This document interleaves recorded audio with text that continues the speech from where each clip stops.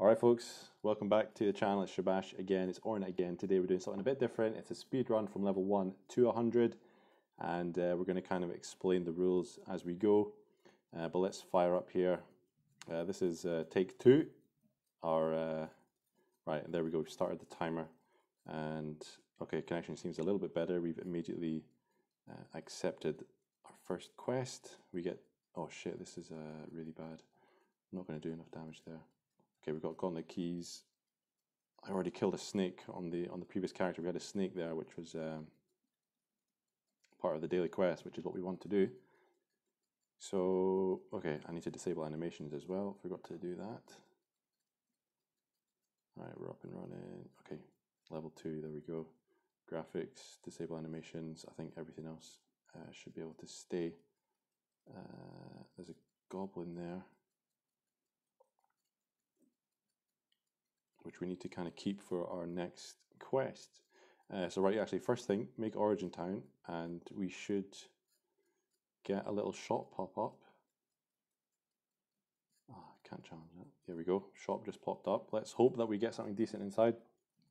Kind of looking for a weapon, amulets, that kind of thing. So level 1 to 100.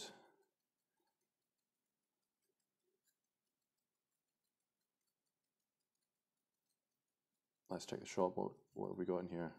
We've got a hood, hard leather armor. Yeah, nothing really good there. Okay, this is going to be quite painful until we get better weapons from Fallen Warrior. Actually, Fallen Warriors are in the daily quests today, which is super good. Now, these story quest mobs, actually, I was kind of did a wee test last night, and turns out that the story quest mobs, at least the blue slimes, they appear really frequently, which is really good. That's definitely a new change. So we need to do those quests early on because we get some orns. We get a good bunch of orns. Yeah, basically we want to do 5 quests, and that gets us 5,000 orns. Well, 5,500 in total. And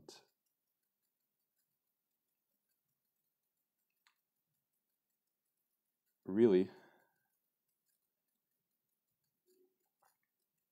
this is me staying at home, so it's not going to be the quickest ever. We'll do that another time, but this is basically me speedrunning to 100 in the house. And a couple of rules. Let's go over kind of certain rules. So obviously there's no pre-buying of shops from my main other characters. Just using wild shops. There is a wild shop there, and it does have a really solid item in there. It's got mithril amulets today, which is awesome. But on that front, I am going to use the blacksmith for my main, for the blacksmith quest, which we get as long as we actually get items to put stuff in there. Yeah, I don't know if that's a contentious argument for anybody, but there's going to be people who have blacksmiths, and I think that's one kind of major advantage. They can complete those quests, get a blacksmith, get the whetstones. So I think, yeah, blacksmiths are allowed, but no other buildings from other characters are allowed. And yeah, our spawn here for Fallen Warriors is really bad. Jalul, hola, salut, ça va?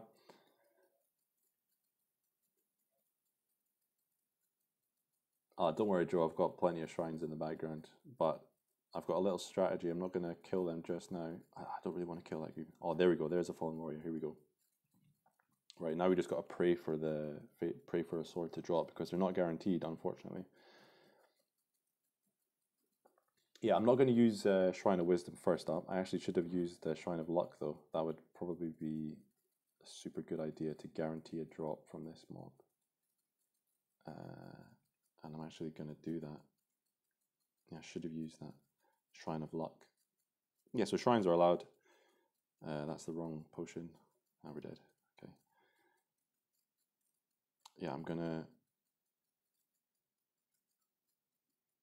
try and find a Shrine of Luck. And I'm going to hold off on the Wisdom Shrine just for a few levels. And the idea behind that is I'm trying to spawn a few more fallen mobs. Because we get arena tokens from them. And I'm going to use my arena tokens later on. Kind of maybe tier 3 or 4. Rather than earlier on. That's my current strategy. Alright. How many more blue slimes we need? Oh, one shot, that's good. 2 more. Yeah, I really should have put that Orna luck shrine on first up.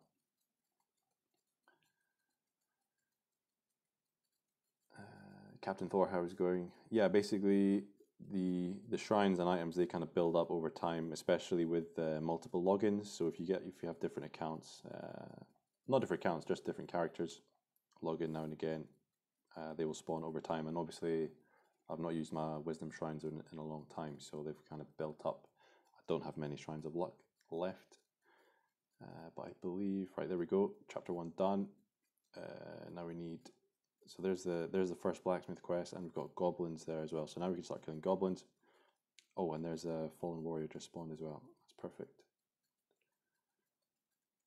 Let's get that fallen warrior sword. That's the biggest thing we can do. Broken dagger. Shit. Broken dagger. So with killing these 2 fallen warriors, that's going to be the daily quest complete as well. And I think there's something like 900 orns for that one. Need to double check, but that's pretty hefty. So yeah, fallen warrior sword is going to be absolutely huge for this run. It's probably going to be my only weapon for the entire game. Well, for the entire run up to level 100. And then plan is to use whetstones to get it to level 3. Oh, legendary iron helmet, fallen warrior sword. Okay, awesome. So, unfortunately, we didn't get a legendary fallen warrior sword. That would have been absolutely sick. But there we go. Fallen warrior sword, just under 7 minutes to get that. And can I kill the other one? No, not yet. Let's get this goblin. Right. There we go. Now we can one-shot a whole bunch of stuff. And I think now I'm going to go with the Wisdom Shrine. And just kind of pray that we get a few more fallen mobs. Fallen mages as well. That barbarian spawn is super annoying. I go be at 100%. I think, I'm not sure if you've made a new character recently and kind of noticed that change, but I just had a play about it last night, and I was playing on a character who was like level 35 or something, like mid tier 2, and I hadn't started the first story quest, and so obviously I wasn't expecting all these blue slimes to spawn, but like as soon as I accepted the quest, boom, like every second or third mob was a blue slime. So clearly something changed there, which is really awesome. I don't know how far. I don't know if there's like a limit on that on your level, if you can out level that. Earthen Legion. So we're level 10. Oh, we're actually saving those goblin mages. Oh, here we go. Here's all the fucking bandits. Jesus Christ. If we had Carl here, if you had Carl NPC, that would be another quest you could easily complete. Hello. If you could only choose one class spec for 225, what would you pick and why? Captain Thor, good question. Based on my major playstyle over the last 6 months, I'm going to have to say Realm Swash, because fun factor is way out there. Super fun, super different. You know, it kind of suits my general playstyle. These kind of games, kind of super high damage, glass cannon builds.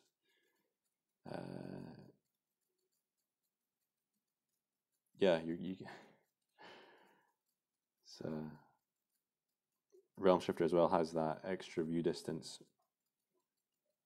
The Realm's Light passive, which is super good. I can't dual wield. That's annoying. Yeah, gonna dual wield that second Fallen Warrior sword at some point.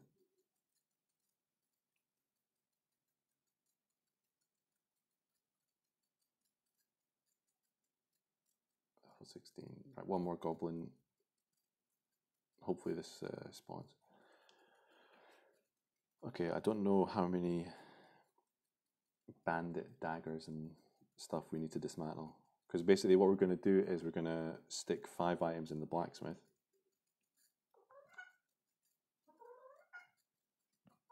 Qu'est-ce qu'il y a, Titi?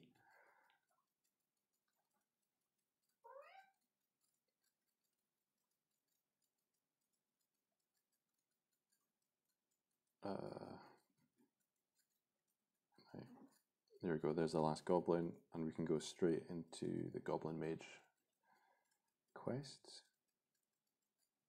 Level 18, complete that. Okay, right, I kind of need to get some items in the blacksmith now.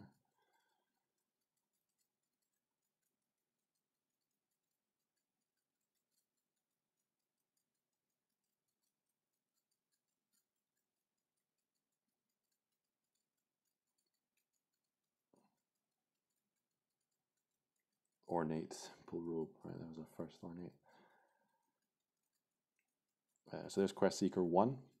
You get that for completing 2 quests, and that's 500 orns. That's huge. But the next one is even more huge. It's 5,000 orns for completing 5 quests, which is why we're kind of doing these storyline quests early on, right? So Bandit Lord, that's probably the end of the line for our. I'll tell you what I'm going to do now. Actually, auto dismantle. Yeah, that's probably the end of the line for our storyline quests, unless we somehow find monster remains and pull one. Or gauntlet keys. We did get 2 gauntlet keys in the daily login, so that's actually pretty awesome. We might be able to find a Bandit Lord. I'm not sure at that point it's going to make too much difference to the game. Right, Fallen Mage and another Fallen Warrior. For me, the most important thing now are getting these arena tokens.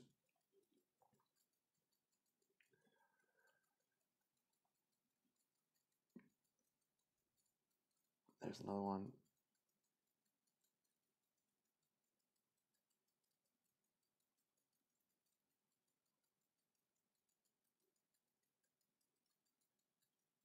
Okay.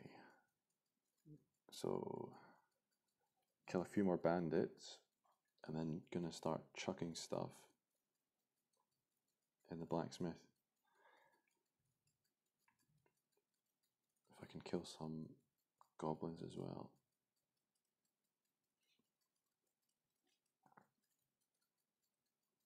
These red slimes are completely useless, really. They don't really drop anything decent. No materials. No quests today.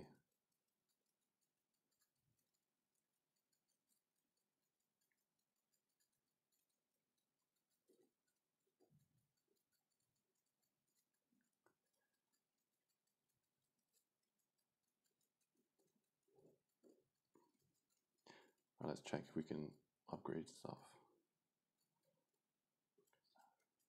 1.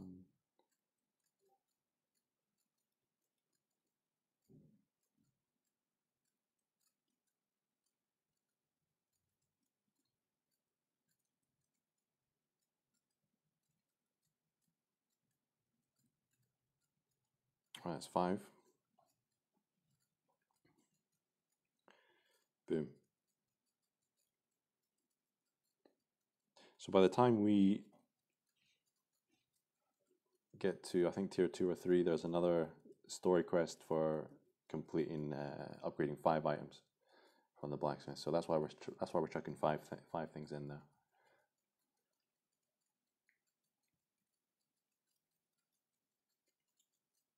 If I get a good Fallen Mage staff, would I switch to Mage for the rest of the run? Don't know. I don't think so. Don't think so, Gobi. Like for me, the attack button is really good early on. There's actually a decent crit chance.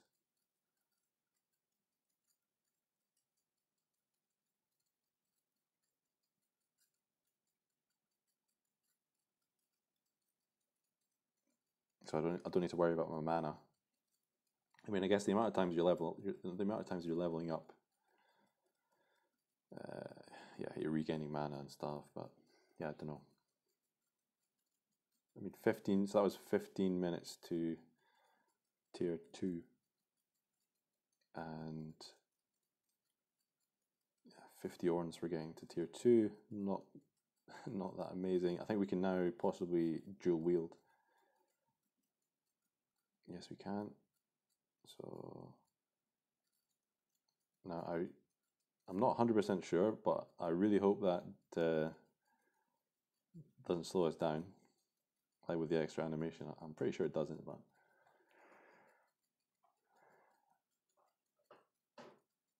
there's a crit.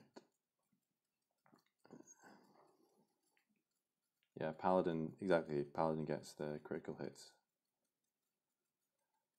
So Paladin is going to be our next big upgrade.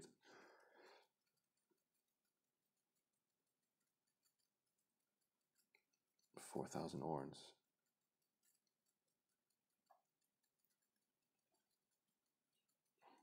Really, we need a couple more snakes, I think.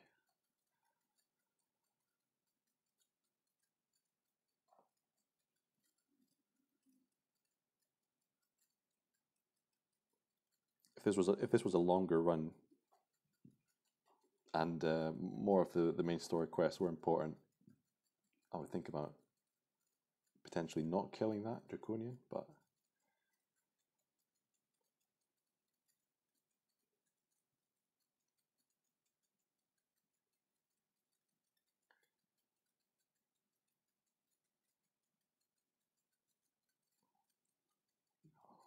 next to water. And yeah, Battlemaster, I'm not 100% sure I'll be able to get Battlemaster in due time. Hopefully I will be able to, because that will be a big upgrade. And this is to level 100, so yeah, getting to level 100 as Paladin is going to be fairly difficult. Not difficult, but Battlemaster is better, some nice skills there. Okay. I don't know how many quests I've done, and that final few snakes are not spawning for the daily quest.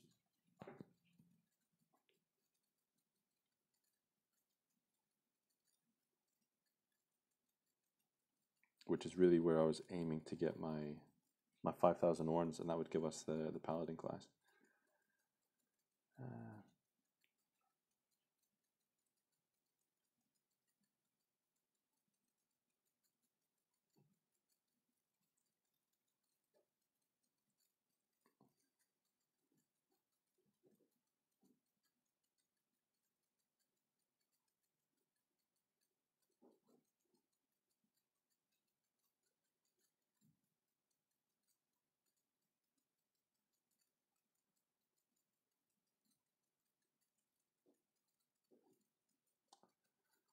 The rest of these mobs are resistant to physical, which is a big pain.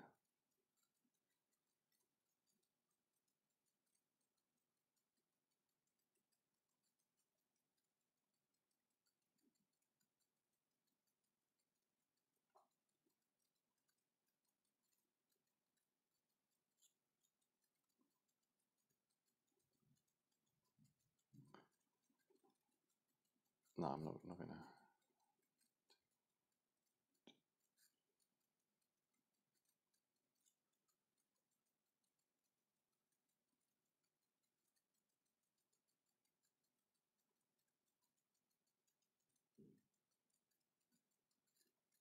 Alright, we got Monster Slayer 3. 100 ones for that. The next Monster Slayer 4, I believe, gives us 10,000 orns, which is really going to be huge. If we haven't picked up Paladin by then, that'll be a definite point we pick it up. But damn,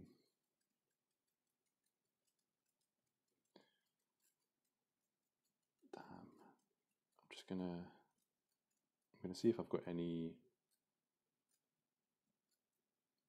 weapons with...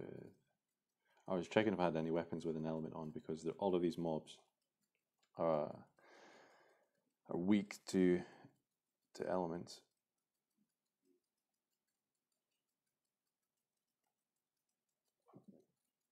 Yeah, I do actually have an Arcus nearby. It's just out of my view range.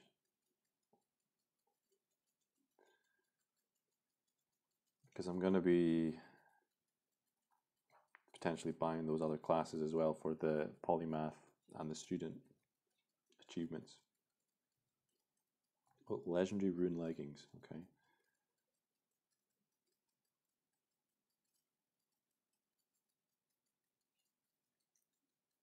I'm also getting a huge upgrade at tier 3 here, because I'll be able to buy 2 mithril amulets from that wild shop at the bottom of my screen, which is, yeah, really lucky. But at the moment, these living armors are pain. I can go brawler spec level 50 and get the cheap elemental skills. Probably going to have to do that. So what are we at? 21 minutes. And not had any arena fights yet. Kind of wishing that I'd stayed tier 1 a bit longer to get a few more fallen mobs, because I've not seen one since hitting tier 2. And yeah, those arena tokens are pretty huge for that. I think you do start with 5 arena tokens on a new character. I think we've picked up 3 or 4 so far. I'll tell you what, flame drops red dagger, doesn't it? So I should potentially have taken auto dismantle off. Red dagger, yeah. So let's just gonna take auto dismantle off. Hopefully we're gonna drop a red dagger, which will give us an element in our main hand, back up by extra damage from the Fallen Warrior Sword in our second hand, and that should take us through those living armors a bit faster. Okay, let's kill these other mobs. Didn't check what level we were.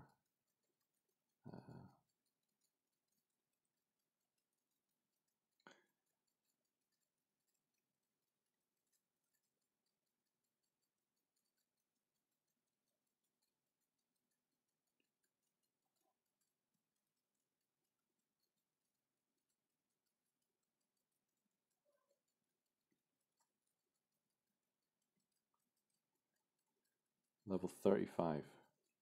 Okay. Oh, we can't wear the red dagger, it seems. Okay. Thief only.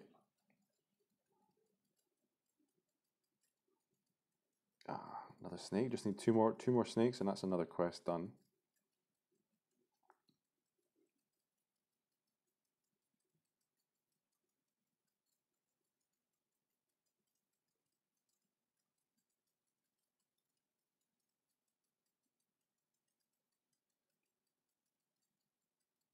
Yeah, Paladin can't use the dagger either yet. Battlemaster can, but by then we are going to be brawler spec, and we'll have his 2 elemental skills, like the torch throw skill. By which point, yeah, the red dagger is going to be pretty much redundant.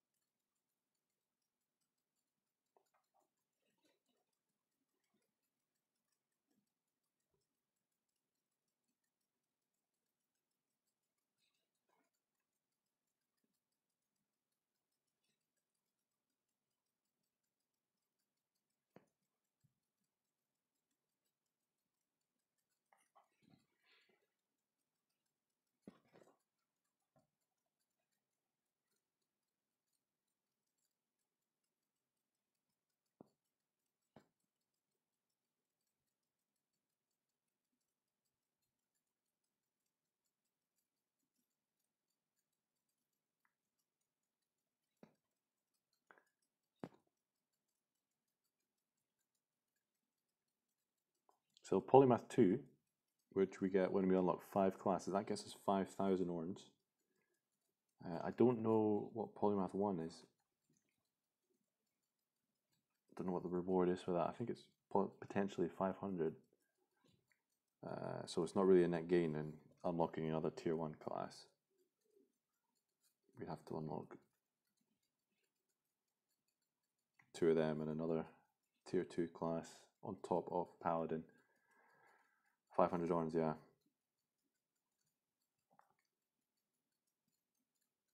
$11 orns. What we're really missing is a lucky silver coin here.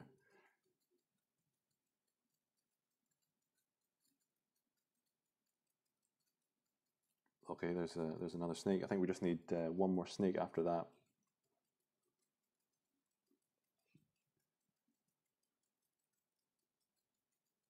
And that should be 5,000 orns for Quest Seeker number 2.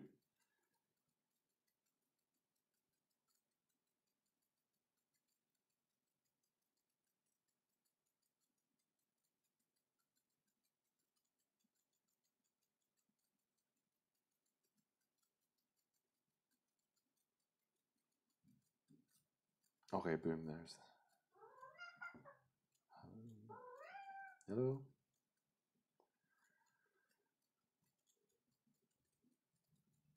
Oh, we just needed one. Right, good. Okay, so that should be Paladin now.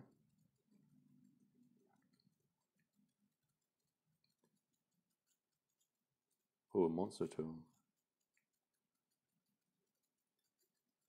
May as well.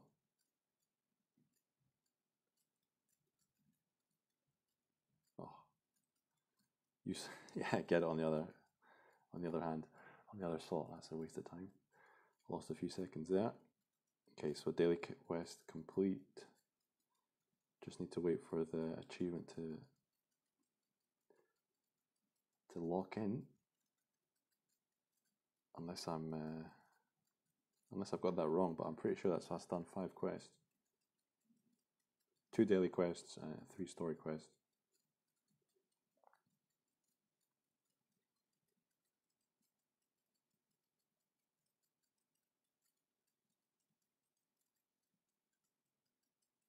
Right, we use Warcry, this early buff.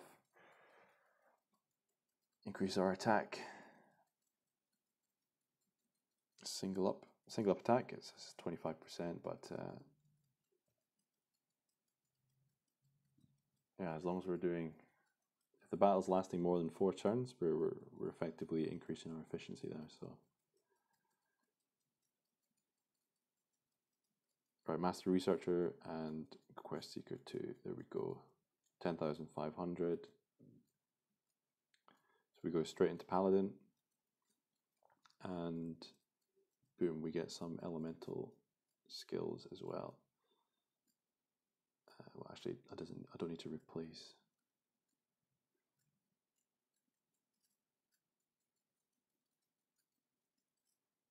Don't need to replace Warcry. We can just put Earthstrike on the hot slot. Okay, there we go, 210. Okay, now we're laughing.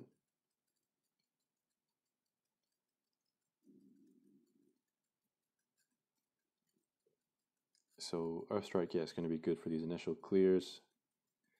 But the beauty of the brawler spells is they cost, I think, 4 mana last time I used them, so super cheap. Ornate Rune Helmet, fucking hell. Let's fire that on. Alright, so we're pretty tanky at the moment.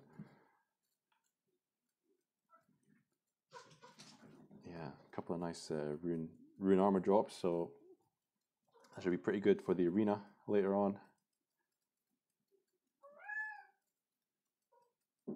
Best thing, of course, for this one would be ornate weapons or high quality weapons. Yeah, exactly right. We're gonna get some arrows for volley, 100% Gobi. I'm actually a bit annoyed at my strategy. I had planned to not use a Shrine of Wisdom, basically until tier 2, to try and get more of these fallen mobs to spawn, and get some more arena tokens. that way. This should be above 10 arena tokens now. Okay, half an hour.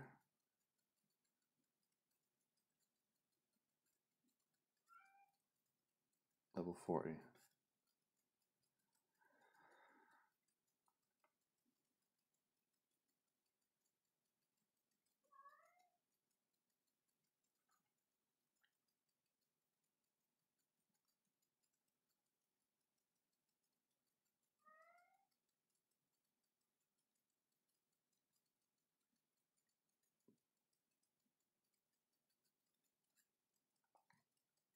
My kind of estimation for this run would be something like 3 hours to get to level 100. Sitting at home, of course, I think.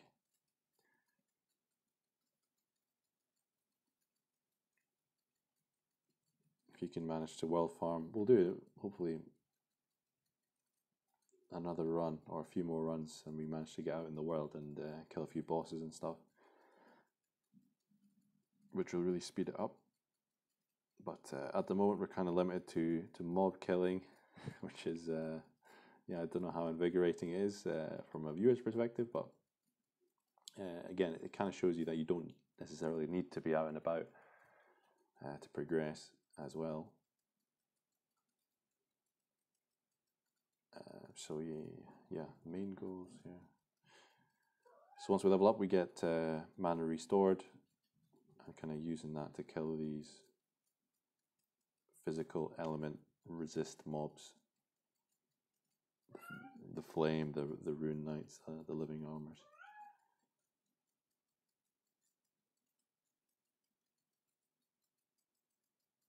Actually, those 2 gauntlet keys as well from the daily login, they could be huge as well. Oh, ornate draconian sword. That might be.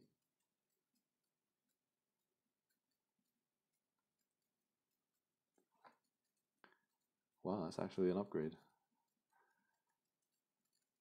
If that had an element on it, that'd be absolutely ridiculous, but we'll take that.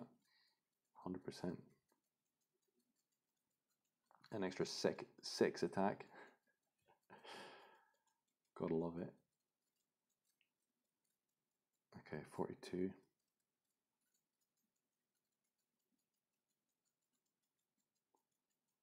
Seems like as long as you've got a Shrine of Luck, the arena token is a guaranteed drop from the fallen mobs. Oh shit, you're right, Gobi, 100% right. That was my plan as well. XP potion. It's 1,000 orns.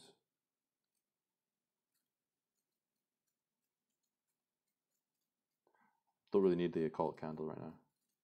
But yeah, Gobi, that was my plan as well. So thanks for reminding me. Wasn't 100% sure when I was going to use it, but no time like the present. I guess using it now after getting Paladin is quite a good shout. It kind of works out pretty well.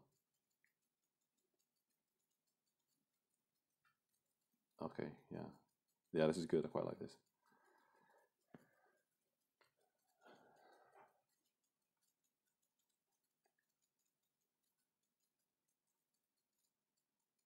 $43.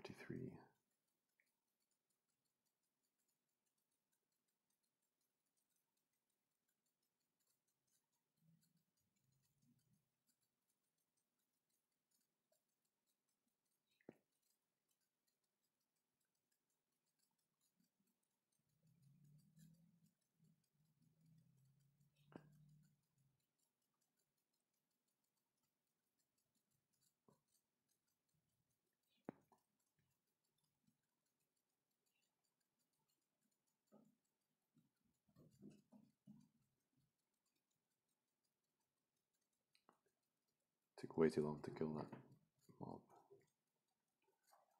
44.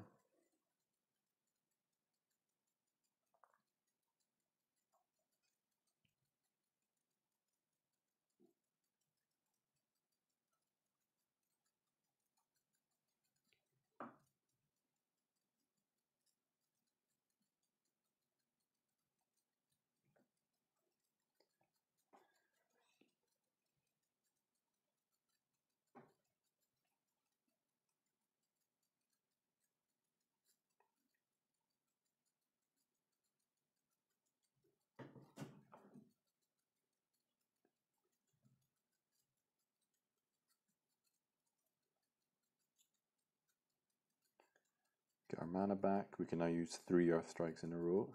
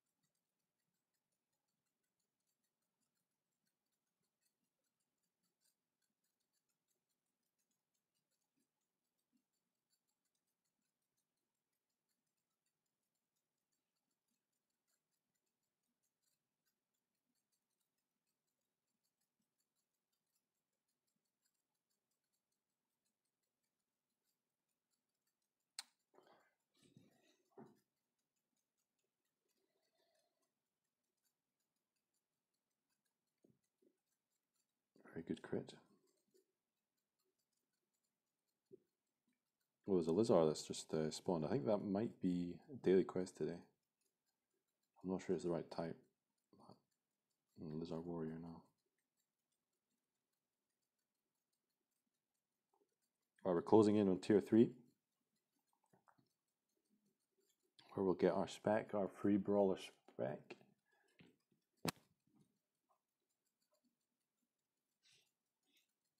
And I think the next kind of orange spending we're going to do is to pick up the other tier 1 classes, and we'll get the witch archmage tier 2 class as well. That'll get us to polymath 2, which gets us 5,000 orns, and kind of puts us on track for the student.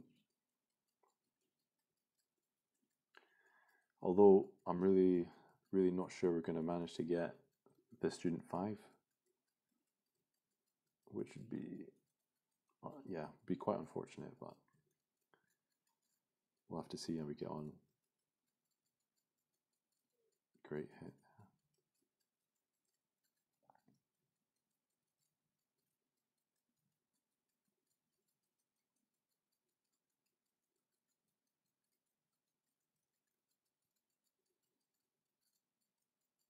We also have to pray that we get some arrows in the arena.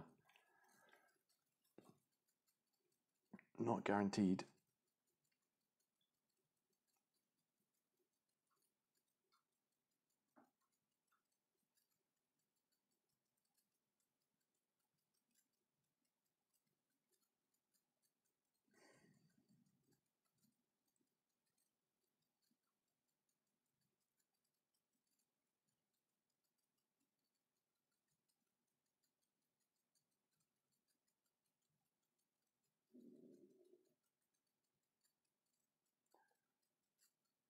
Okay, one more level.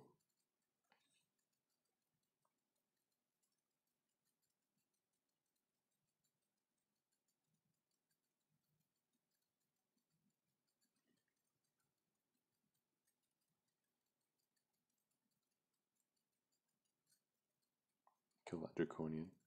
1 HP.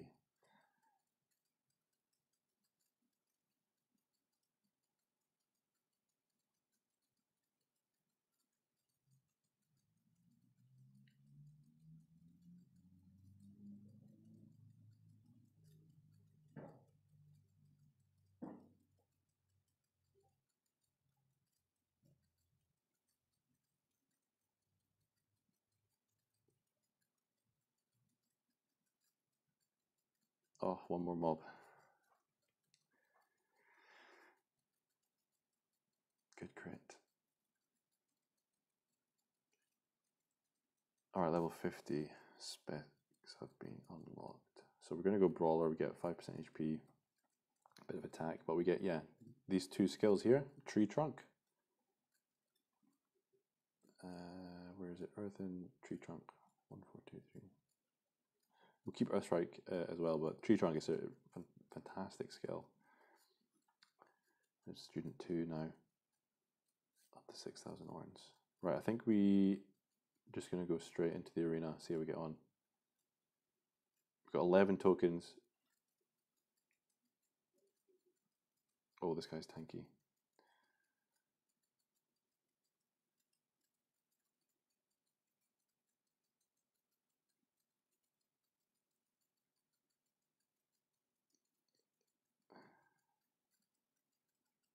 Potentially should have bought a snake pet for this as well, because the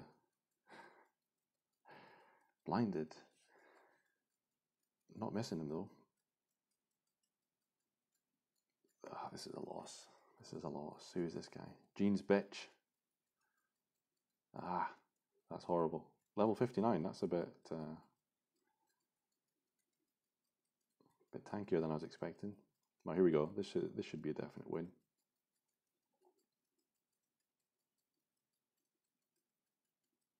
Resistant to earth. Just got to pray for an arrows drop. Nope. Level 50 thief. This should be another win.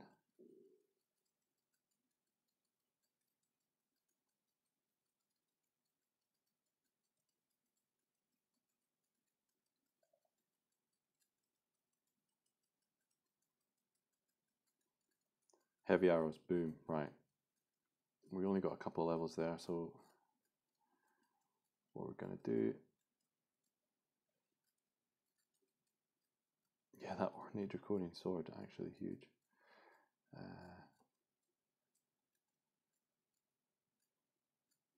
We're going to buy mage. Learn a bunch of skills, buy thief as well. Make sure we go and switch back to Paladin. Okay, I've got 7 minutes on that.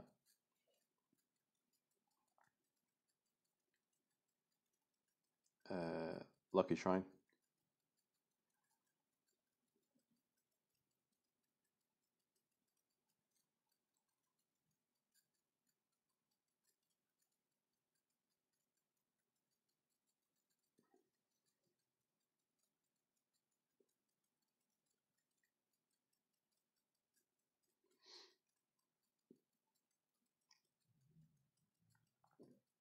Do get some 2 war turns out of using volley as well, which is awesome. Okay, there's student 3. I guess we do miss out on the crit chance, but it's not guaranteed anyway. So I think I would kind of rather have the better consistent damage of volley. Didn't check what the time was when we got level 50.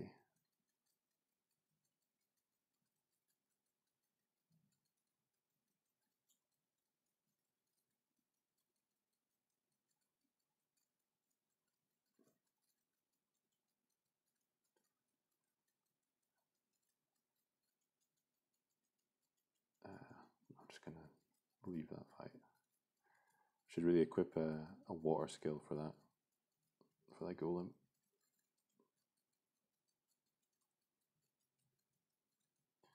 With the heavy arrows, it's probably the best arrow drop you can get actually. Better chance to stun. And oh, one thing I forgot to do, massive upgrade incoming. So this is a wild shop, you can see at the top, Hill Parkway shop there. And yeah, I just kind of scouted it out earlier, but we get 2 mithril amulets out of this, which is an absolutely huge upgrade. Giving us an extra 60 attack total.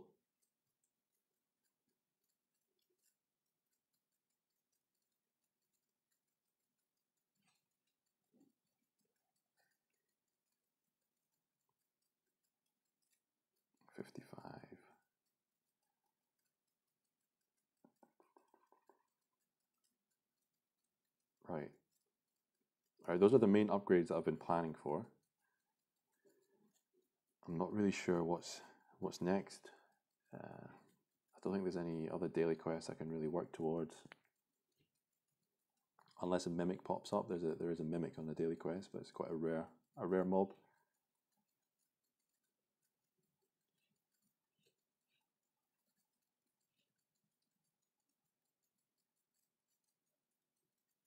Berserk. Berserk Hawk.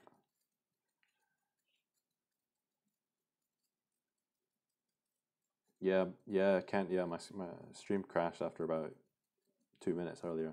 Don't know why. I'm streaming directly from the phone from the first time, so it's been fine since then, but not really sure what happened.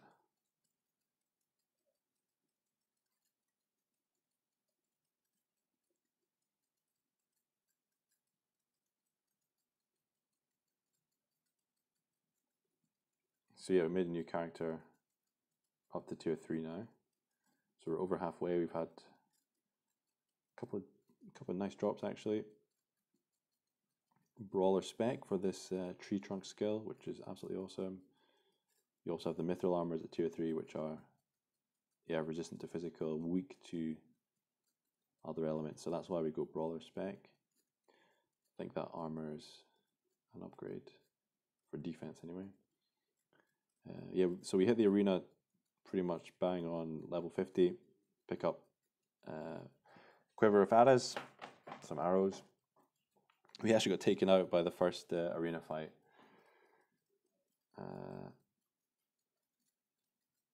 We came across another Paladin, but was 9 levels ahead of us. Couldn't really take it down. But then we won two more fights, got heavy arrows. So we get the volley from the arrows, which is super nice. Yeah, 2-3 spec, because this is a run to level 100. So there's no point really slowing down and not picking up the... Oh, you know what? I'm pretty sure these Vile Rats are daily quest mobs. Yeah. Okay, what? You have to manually accept these. Okay, forgot about that. We can do a dungeon as well. Right, yeah, some of these new quests you have to manually accept unless you log out and log back in, they should auto accept, but yeah, you just said it.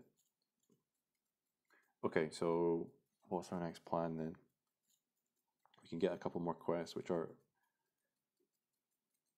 not going to help us towards Quest Seeker. I think we need 25 quests, which we're not going to manage, but they do give a decent amount of orns.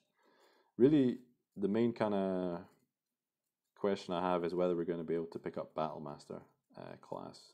That's the next kind of main goal. I don't know how we're going to manage it. 50,000 orns is quite a lot, and I don't think we're guaranteed to complete the Student 5 without buying some spells from an Arcanist, which potentially, you know what, if I find some lanterns,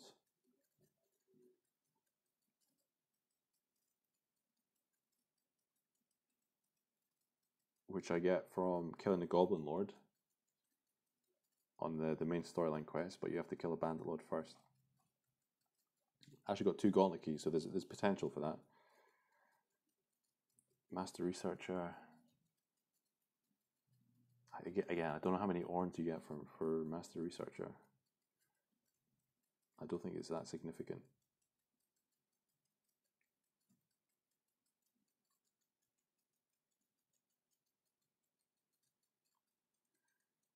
Level 60 now. Still got both shrines up. This lucky shrine is about to run out. Must have been a fairly low roll.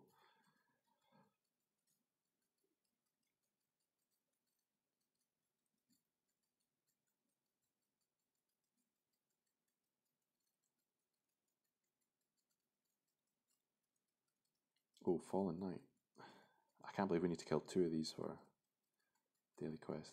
This is going to be an upgrade. We should get the Fallen Axe because we've still got the Lucky Shrine. Oh, it's poor. Come what? Still an upgrade, but we lose 3 attack of. I think normal quality is 3 attack there, so that's a bit frustrating. Fallen Witch.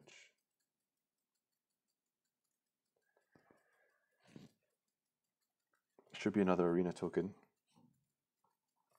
Okay, we just lost our lucky shrine, so let's get another one up. Okay, 74 minutes, that should last a long time. Still got 35 minutes on the wisdom shrine.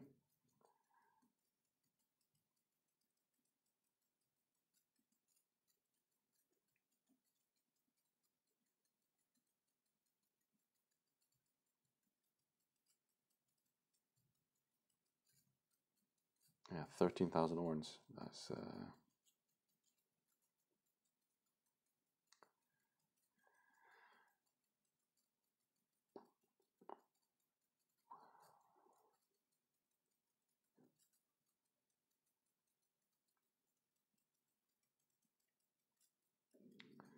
think I'm just going to run a gauntlet, to be honest. Alright, here's another Fallen Knight.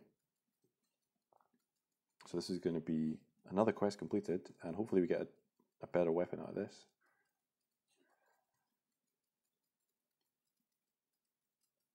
Okay, that's good.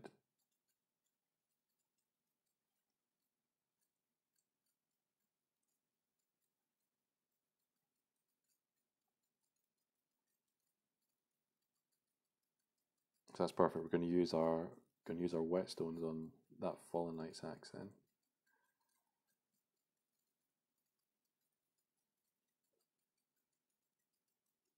Would love to have whetstones before we do the gauntlet, because I don't want to waste the gauntlet key, but because we're basically only going to get one shot really. 1 hour cooldown. Well, unless we don't reach level 100 after 1 hour, but that's a good point actually. May as well just start the dungeon now.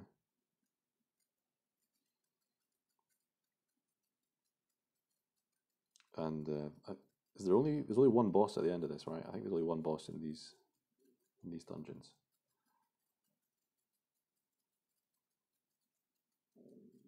Hopefully it's a bandit lord.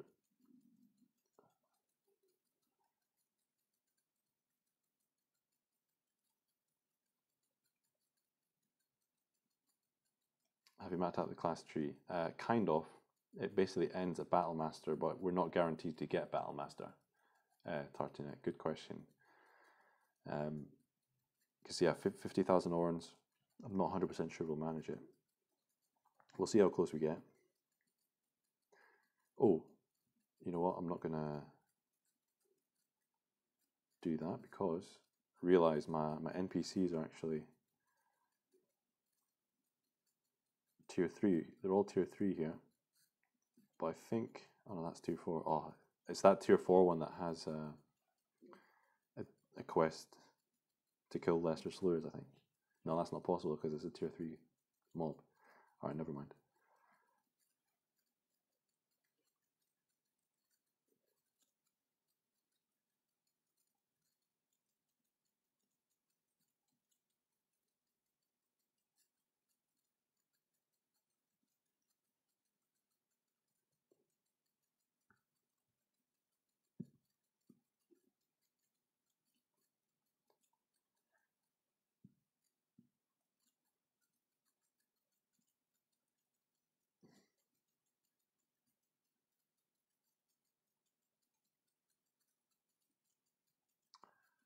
Whoops. Oh, that crit. Tree trunk. Draugr Lord. So we get another key. Not really sure what I was kind of wanting to get here. Bandit Lord for the quest, the main storyline quest, but again, not really sure how useful that would be. Get the gauntlet key back. Silk. Silphium. Got the Silphium. Right, okay, I'm not really sure if that was really what we wanted from that gauntlet, but the cooldown's there, so we'll go back in maybe if we're not level 100 by then. Right, we do manage to complete a storyline quest. I'll get another key from that.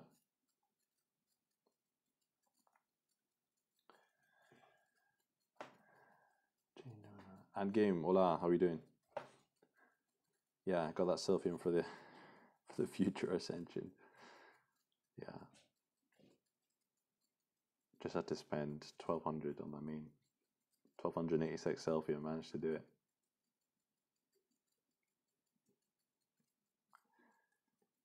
Okay. So XP wise, I don't think we're doing too badly. It's just the Orn thing in the class, because if we don't manage to get our tier 3 class, we're going to be 2 classes behind effectively for the last quarter of the run.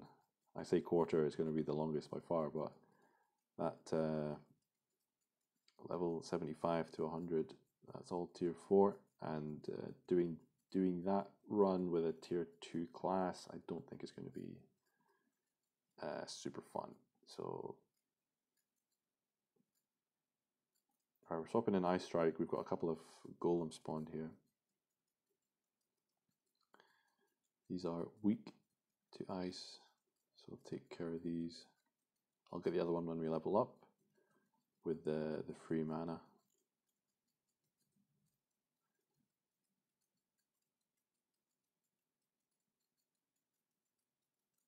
If you had a Carl nearby and you got the Carl dagger, I think the question of using attack button might be a bit different, because 9% crit on that dagger is pretty crazy.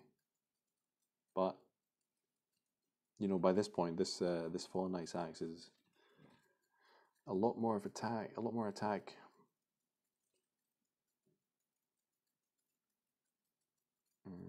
Probably, yeah, I don't know. Good for tier 2, but you know, we kind of flew through tier 1 and 2.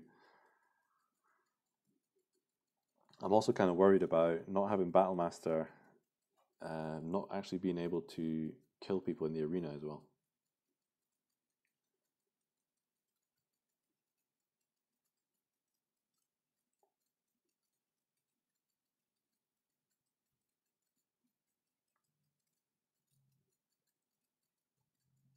So it might actually be worth just using a couple of arena tokens now. Well, here's another Fallen Warrior, so that should be another arena token. Potentially when we see, we're almost tier 4 already.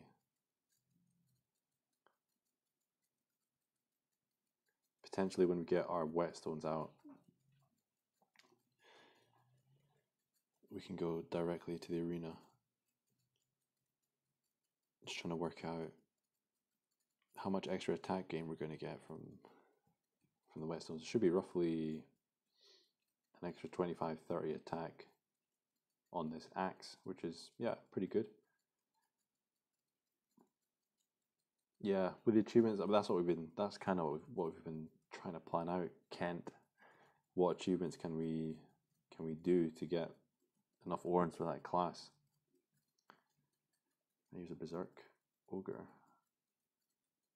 Oh, could be our first.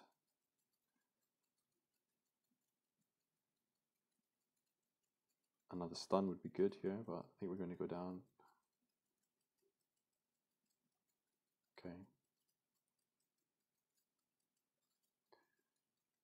Used 8 small potions.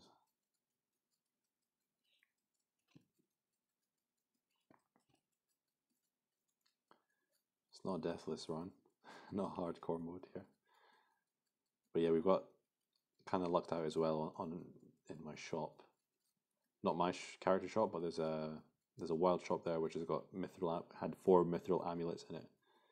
So we bought 2 of them, got an extra 60 attack, which is, yeah, absolutely huge, really.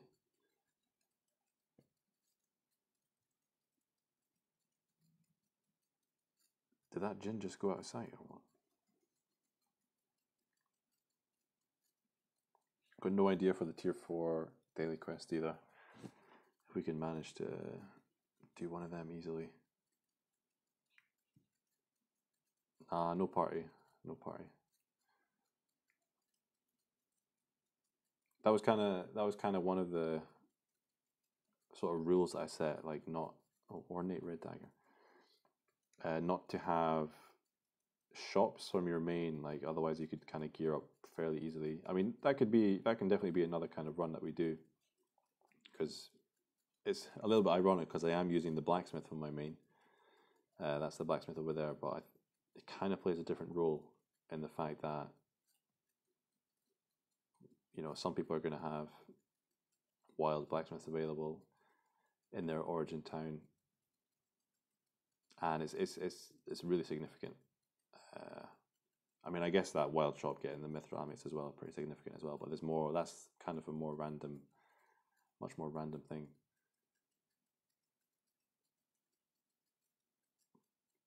I mean, potentially the most fair thing to do is no wild shops at all. Like no, only shops that you build on this character.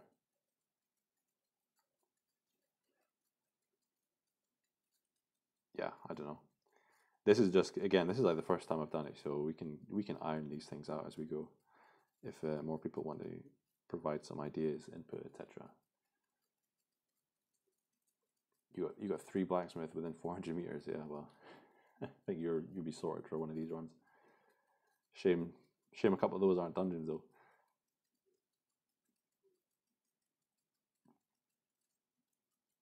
And again, this is a completely different conversation if we're trying to go as fast as possible when we're actually driving in a car, you know, killing bosses and stuff. If you kill, like, for example, if you kill a tier 2 boss when you're before, especially if you've got shrines and stuff, like, you level up like 20 levels. So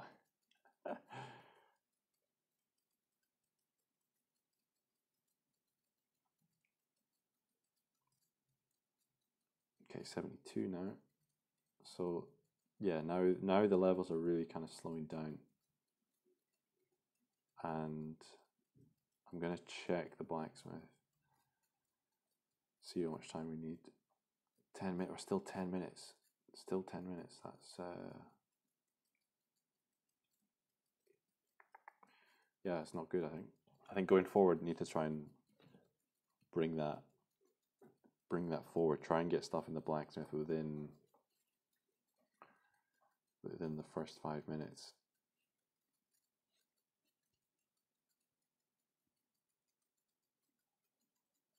Alright, so the hour mark's up. And we are almost 3/4 of the way there. He says. Probably not even halfway there in terms of experience. Need to double check that.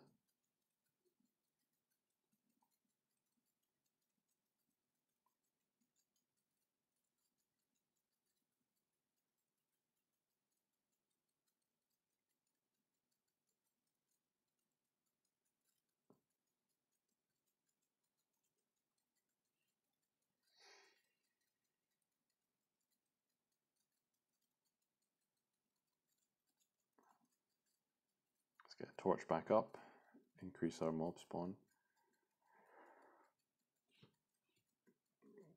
I wonder if it's worth buying an occult candle from the rune shop for 500 orns. No, I don't know.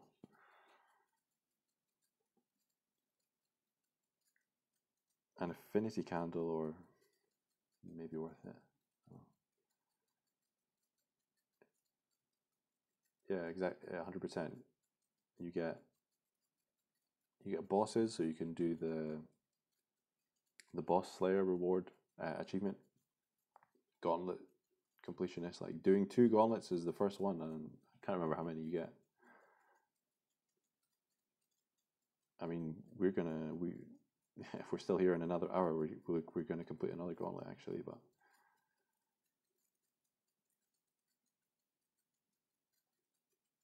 100 orns, 50k XP, that's good.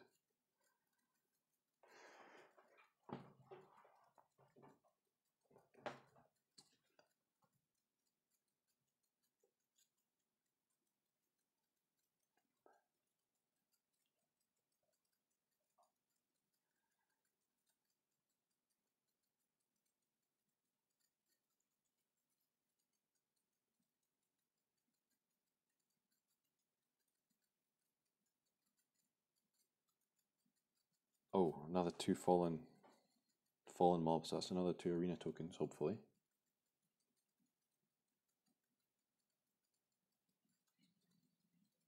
Got the Mandrake.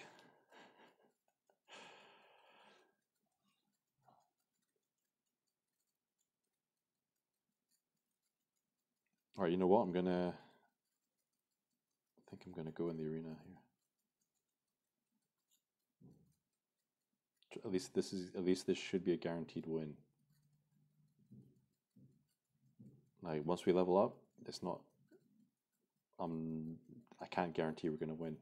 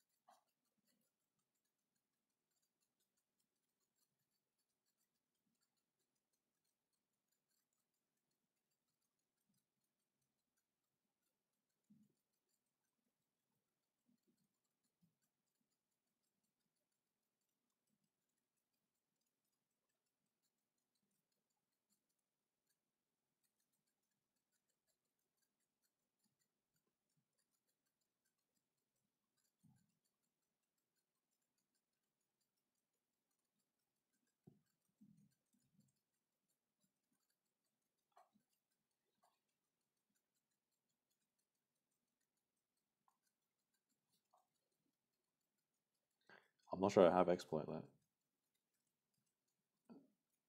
Berserk Mushroom. Where you get? Do you know where you get exploit from, Gobi?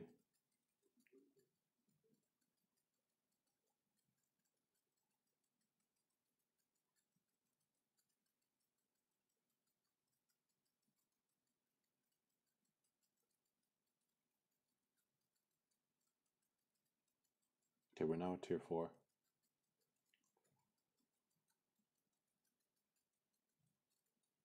Oh, legendary poison arrows. So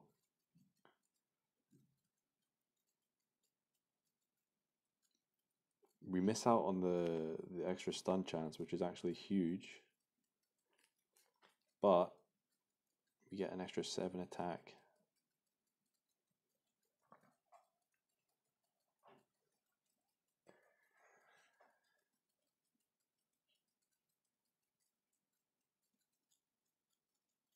Alright, let's check the tier 4 daily quests quickly. Gnomes. That's it? Defeat 3 gnomes, okay. That is so bad. 4 minutes on the blacksmith.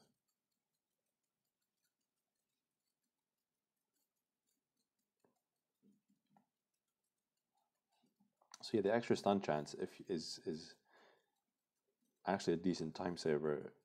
Yeah, okay, it doesn't proc very often, but if you stun a mob and you keep tapping on your skill, if the stun, if the opponent is stunned that turn, you save something like half a second or maybe a second or something. You can just go straight into your turn, which is yeah, pretty nice. But I guess in the grand scheme of things, saving 1 second on a run like this, yeah, especially this first time that we're trying it out, doesn't really make too much difference. You could kind of see it there in that Drake fight. And we got the stun on.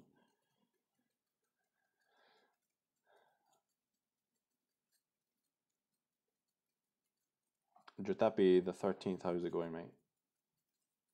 Level 191. How do you level up more? Faster?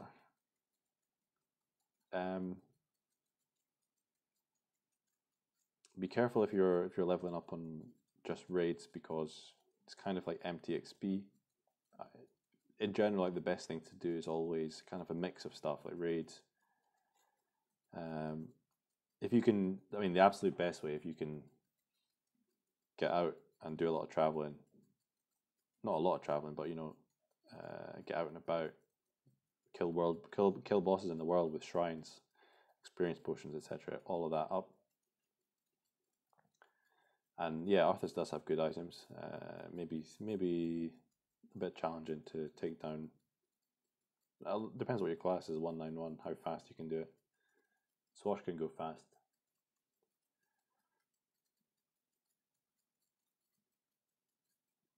Baylor arguably better for experience. Yeah, the ornate Baylor weapon is like 90, probably 90. I want to say 98% as good as the Arthas weapon as well. Right, I hope we accepted this gnome daily quest. Yeah, we did. Okay. Fomorian rogue. You know, a Fomorian warrior sword is a potential big upgrade actually. Which, if we could get a quality one by the time we get our whetstones,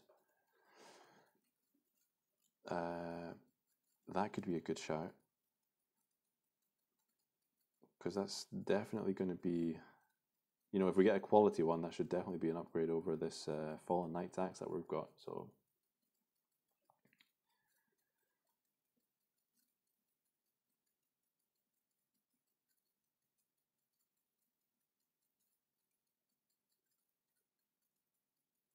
far, no warriors though, only a mage and the rogue.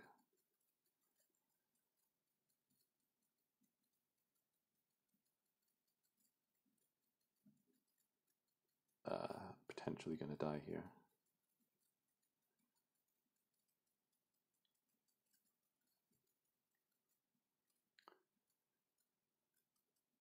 That's right. We can hand this quest in, where we get a monster remains. Let's see what we get. Oh, there's the Bandit Lord. There's the Bandit Lord. And lucky silver coin. Okay, that's interesting. That's really interesting.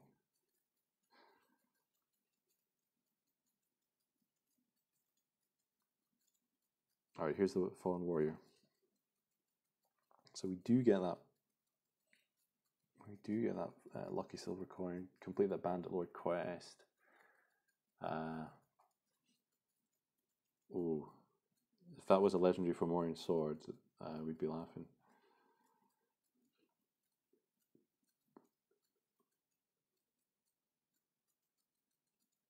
Still an upgrade. That Fomorian sword still an upgrade. So Boss Slayer, right? Boss Slayer 1. 200 orns.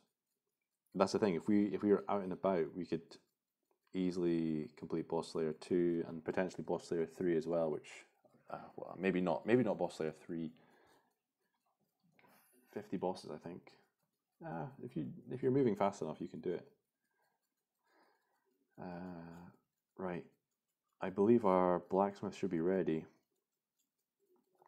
I'm just wondering to hold out if we pick up a quality Fomorian sword.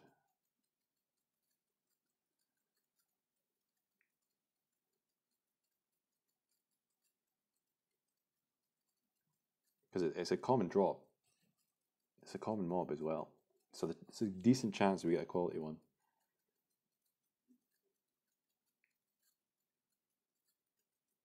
At the same time, we're only 21 levels off the target. Have we still not finished? Right, this is the last wild rat. Okay. Right, I wonder how many orns we get. This could be time to buy another class. All right, let's get the stuff out of the blacksmith first.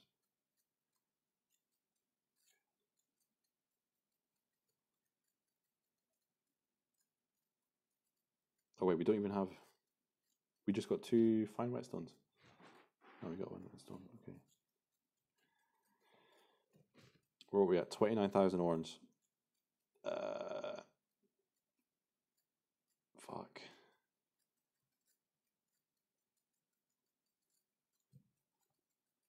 Elven sword is better, but it's rare mob. Maybe get it in the gauntlet. So we're 21,000 orns off. Oh, we just did Quest Seeker 3. That's awesome. Quest Seeker 3 must be 10 quests complete then. If I'm not mistaken. That's huge actually. That's another 10. That's 10,000 orns. Which we didn't have. Alright, Battlemaster is much closer than I was expecting. We're less than 10,000 away. My question now is,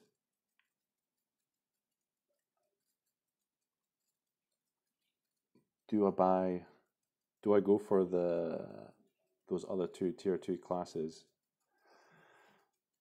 which will get us towards, is that going to be 40 skills completed? Fuck it, let's do it. Right, we're going to buy Archmage. I have no idea if this is going to work. Buy Rogue as well for the skills. Standard Ice Arrow, yeah, amazing skills, don't need them. Switch back to Paladin. So we've just spent 20,000 orns. I don't know what our gain's going to be. I don't know exactly from Polymath and Student what we're going to get back. But if it's 30,000 orns, we're going to pick up Battlemaster, and that's going to be a great chart. Just have to wait a few seconds for the server to catch up.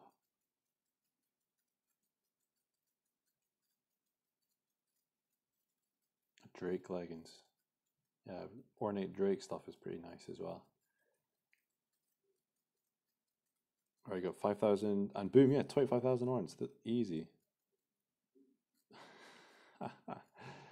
Sorcerer.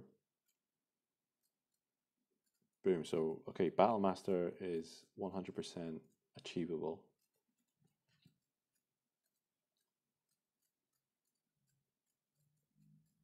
I'm not sure if there's anything I really need to change. Equipment rise.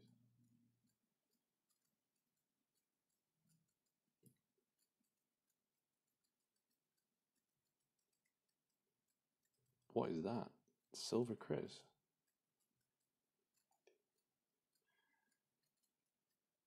That Chris is, it's nice damage, but it's two-handed weapon, so. Alright, so we get a little bit of stat increase with this new class. We have more skill slots. I'm trying to, yeah, we'll put an exploit there that you suggested earlier, Gobi. Go back in the arena. Okay, we lose. Oh, another 10,000 ones. Okay.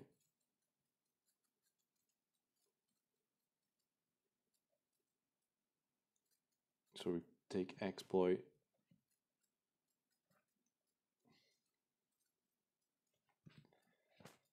Yeah, take double edge.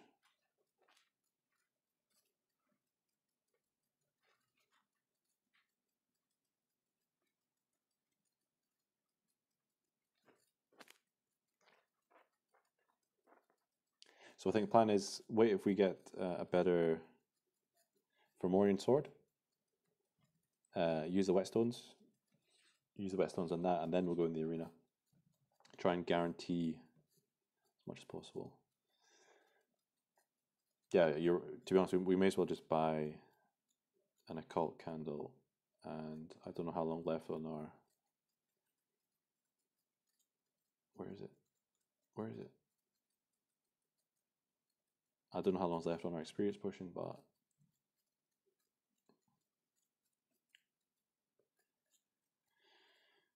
14 minutes. Okay, so we're kind of as buffed as we can be in terms of boosters. 1 hour 19. So this is actually, this should be way faster than I was expecting. I was kind of estimating 3 hours for this.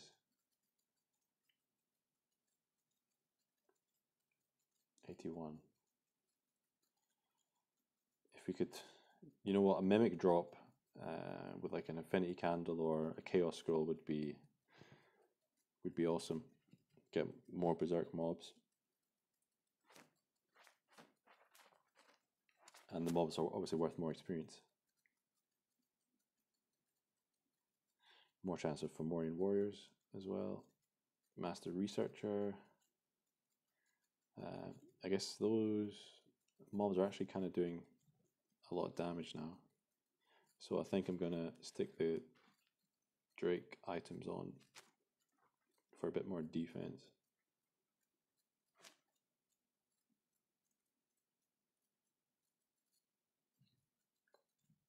Yeah, because the tier 4 mobs are so much more juicier than the lower tier stuff.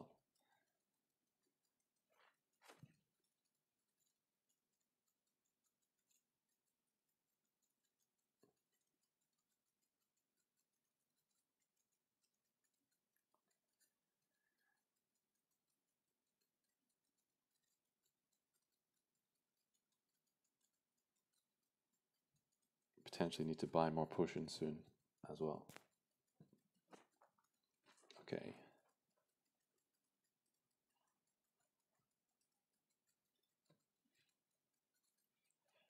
$37,000 experience.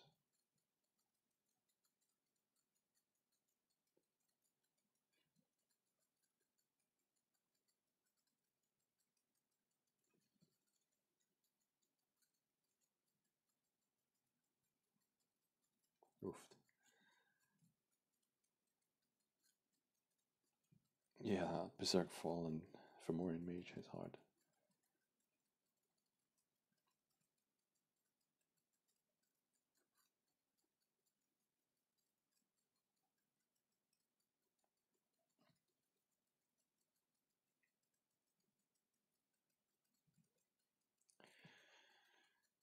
More common quality shit. So I think definitely that goal is going to be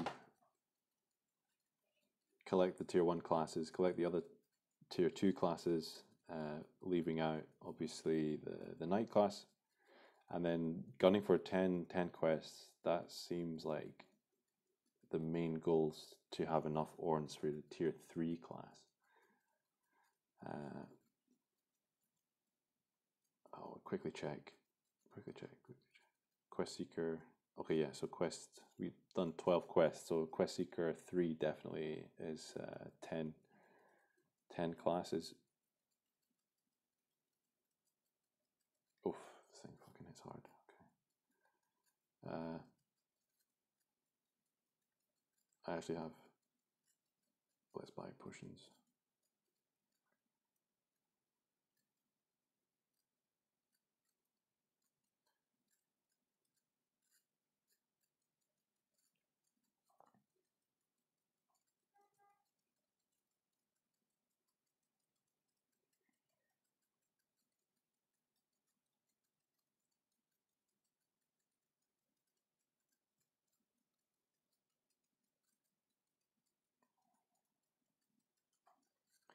Yeah, so really we want to be killing tier 4 mobs.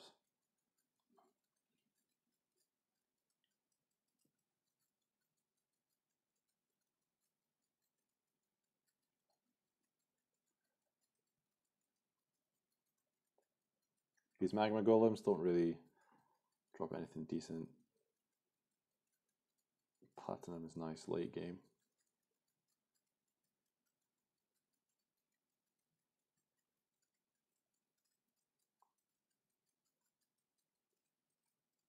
A lot of tier 1 mobs spawned there, so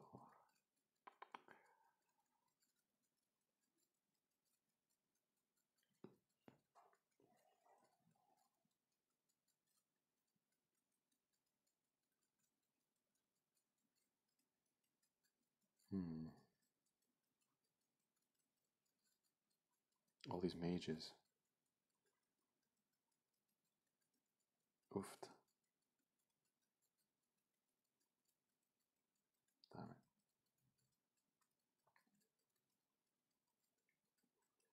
Should potentially change my gear back to some resistance there.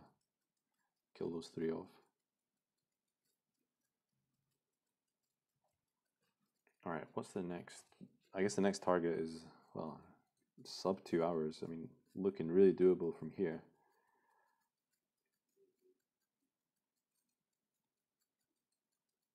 One hour 45, maybe another 20 minutes. Reach level 100.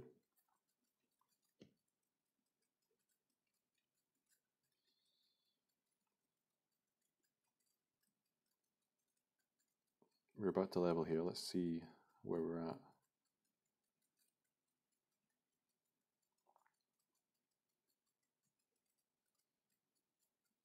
83.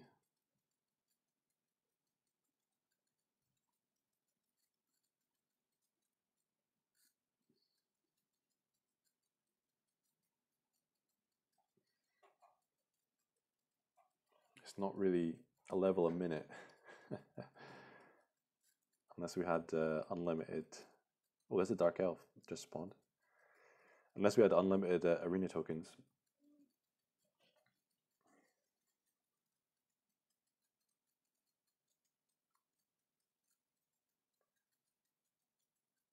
Spell Sword Ring.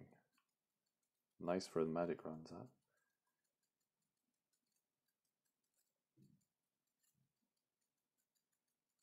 Alright, let's see what we get from this Dark Elf.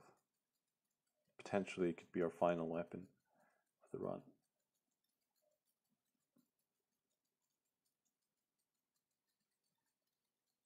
Elven Sword.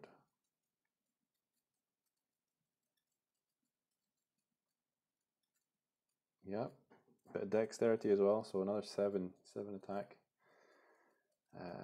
Again, what are the chances that in the next kind of 10 minutes we get a really quality weapon? That's the risk you have to take, because we've only got one normal whetstone. That's the problem. 2 fine whetstones, 1 normal whetstone. If we had access to a second whetstone, it would be a no-brainer. We would just whetstone this thing right now.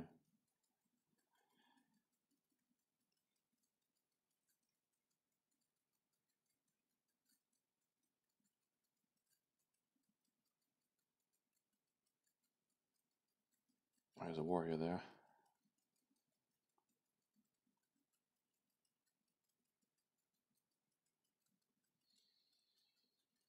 Potentially you might need woodland for that Dark Elf spawn as well, actually. I wonder if you know Gobi. Could check the codex after, but another limitation. Nothing. Okay, I think Wisdom Shrine just dropped, didn't it? Right, we need to get Wisdom on again. 1 hour, we should be done by then.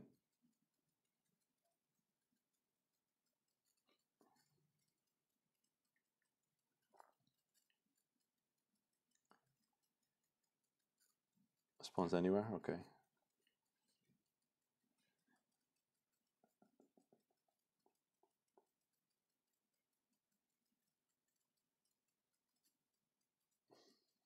Blue slime. I really shouldn't be killing these tier 1 mobs, to be honest. I think I'm just gonna use my whetstones now.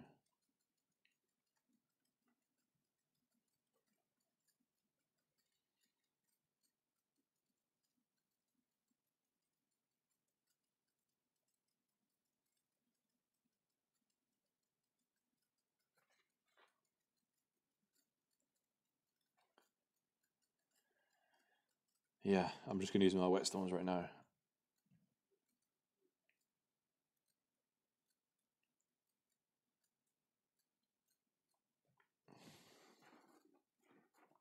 So we've gone from 87 to 114 attack. Not even an extra 30 attack there. How much difference is that going to make, really? Obviously, if you have a quality weapon, it makes a greater difference, but... Knight, 411. Subscribe again. 2 months. What a legend. Thanks, mate. Appreciate the support, buddy. Even though, yeah, the streams are not that regular, but yeah, always appreciate that.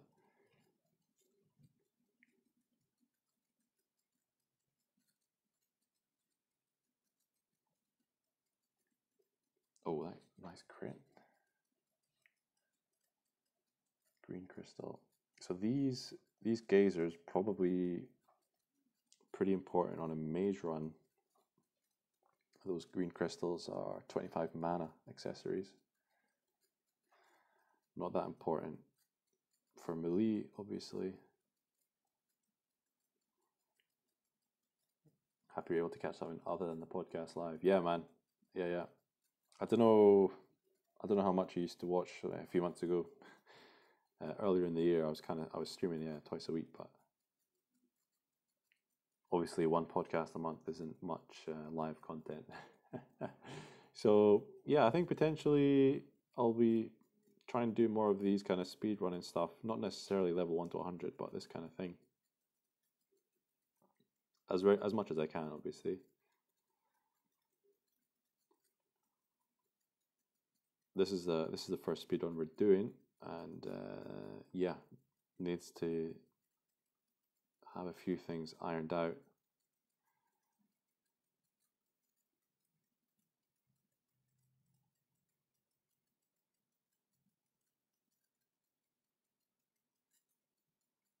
When is the Gilga Endless Guide coming out?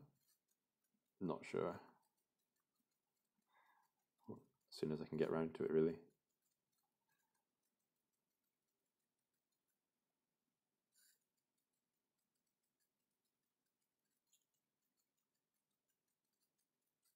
Alright, here's a warrior. This is where we get an ornate Fomorian sword. And it's going to be an upgrade regardless of his level. Not that time. 85. Okay. Oh, 2 warriors spawned here. Right, I think we may as well go in the arena right now. I mean, the question is, like, I think you do get slightly more experience killing higher levels, and if we are, example, if we go into the arena in like 10 levels time when we're like level 95, I think there is a much better chance of coming across the higher level enemies. However,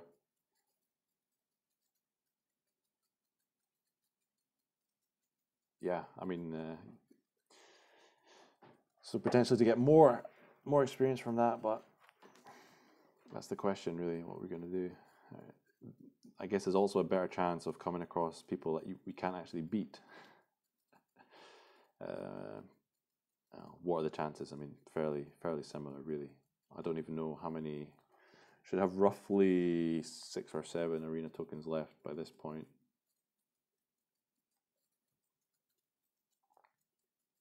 Isn't it faster to use Mage Path? Don't know, mate, not tried anything yet, so this is the first run we're doing, so I haven't got a benchmark. I don't know if anyone else who does.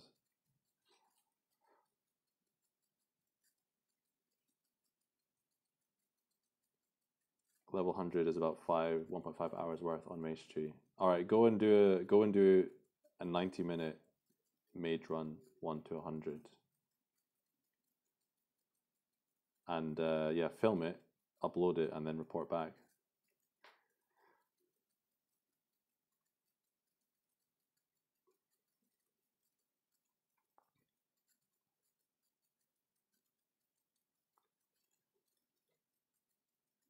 Okay, here's 2 more. This potentially is a double arena token drop, I think. Berserk mob, just 1. Okay.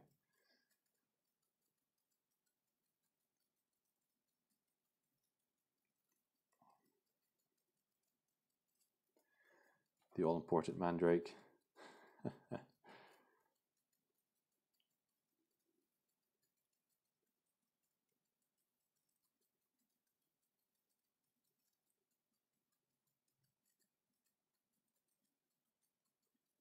All right, I think we're around 10 arena tokens. Question is, right now I'm geared on defense. So if we come across a mage in the arena, we're going to get blown apart.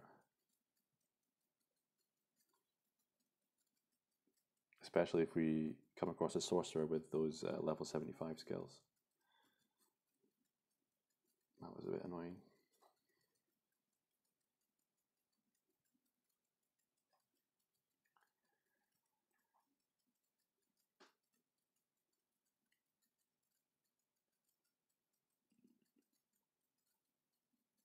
Okay, finish this mage off. Could use a Great Monster Tomb as well, but not for the arena.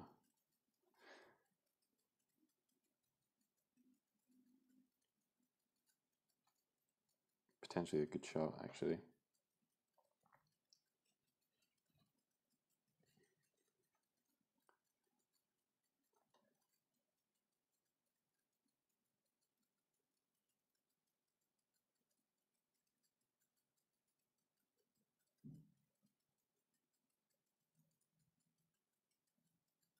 Very clever. Fomorian Mage there. Ah, if that was a famed Great Monster Tomb, I think I would have equipped it straight away. Alright, one more level and then I'm gonna go in the arena. I think we're pretty much ready to go. Like, we've got Warcry, we've got Exploit. We're not gonna have that much mana to use like Stun Dart and stuff, but the other question that I was gonna do is buying a pet, because there is a wild bestiary there. Now, for killing mobs, for sure you don't want a pet because it slows you down. Which again goes back to the point I was making, like waiting until the last minute to use your arena tokens. You could buy a pet for that. We have access to tier 4 pets. You'd use heavy arrows in the arena.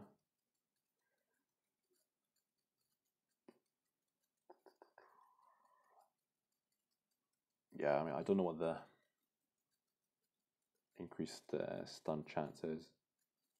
Yeah, it is a toss-up. Like, obviously, these poison arrows, they're what, 7 extra attack over the heavy arrows, but come down to RNG if the stun procs. Oh, already killed that. Already fought that recently.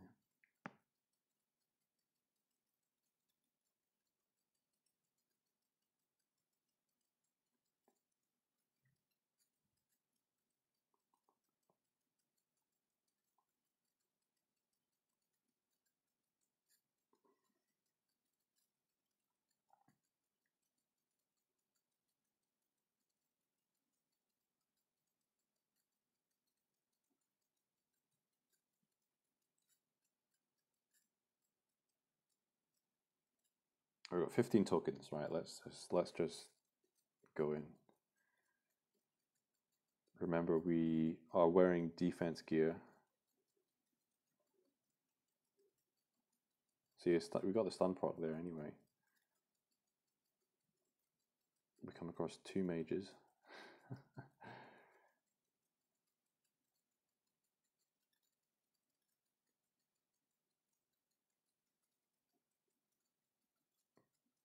Well, it's steady pendant. Ooh. That was an important stun proc there, actually.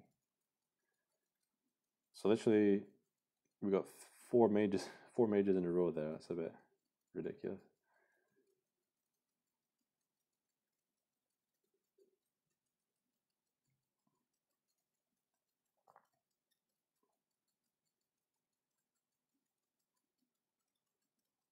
Oh, there's the legendary heavy arrows, right? That's going on straight away. Ah, can't change from there.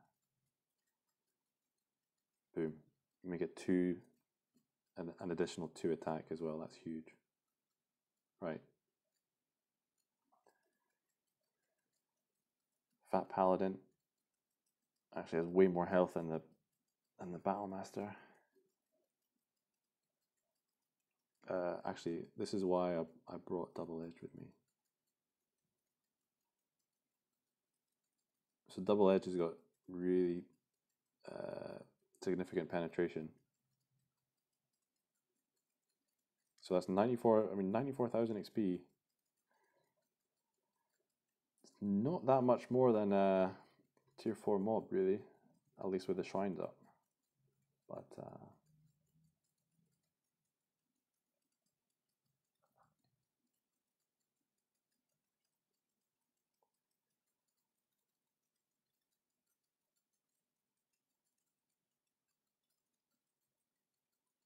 oh, stunned and bleeding, super nice.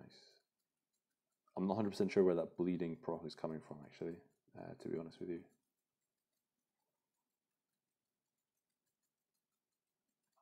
Alright, we're going to go with Exploit on this guy. Centurion, tier 3 warrior class.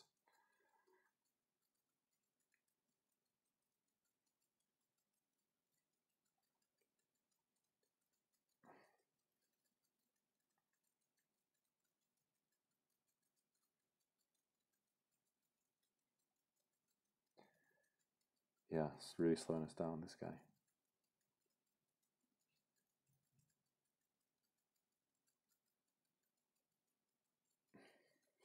One HP.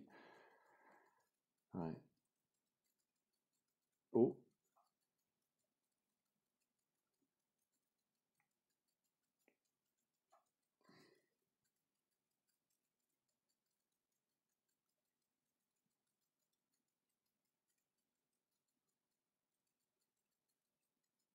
Up to 100 mana now. Bleed is from the Elven Sword. That's pretty awesome, actually. That's a really great drop.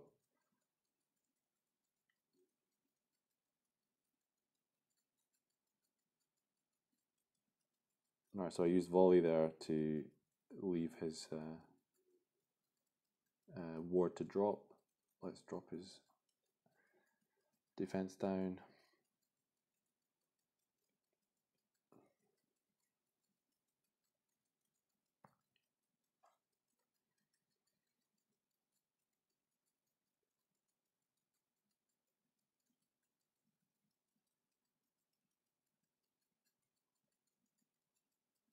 Oh, this guy's tankier than I was expecting.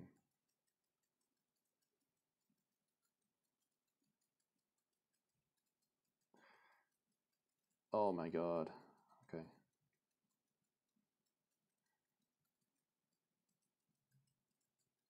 Maybe it's a good idea to wait until we have 105 mana.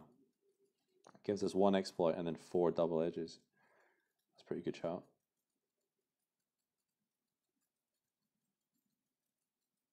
Sorry, 3 double edges. 3 double edges.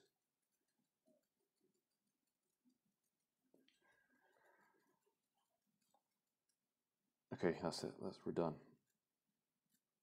Level 89. To be honest, I don't know what we went in there with, level-wise, but all right. Let's swap in a greater monster too.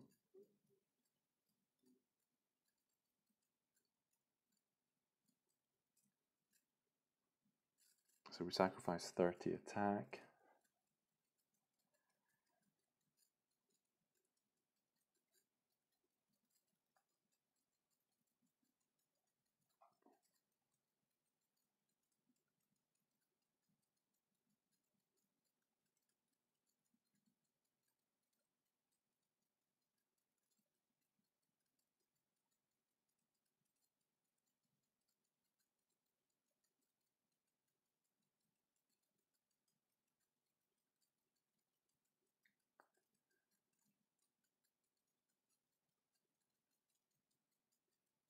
So really, the trade-off with the greater monster tomb and a mithril amulet or any accessory that's increasing your attack is, for example, that mob.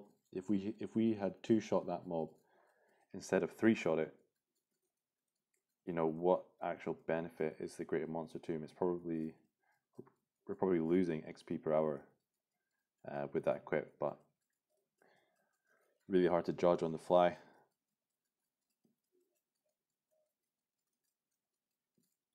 Probably need some additional planning going on pre-run. But you can see now, yeah, that Fomorian warrior netted us just over 20,000 XP, whereas in the arena we were getting kind of 90k, 95k XP. So, oh, another Orn reward. How are we on our gauntlet cooldown? 7 minutes until our gauntlet cooldown. 7 minutes. If we could somehow have got 5 gauntlet keys to do a boss run, that'd be cool.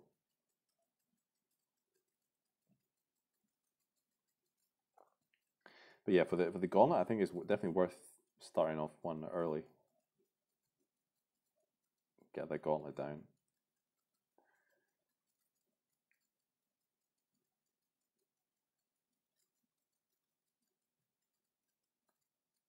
For example, these living armors, if we can one-shot that, I'm pretty sure. With the mithril amulet, I'm pretty certain that's a one-shot and an overall time save. more efficient than just using the Greater Monster Tomb. But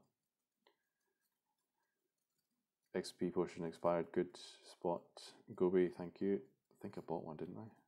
Yeah. Right.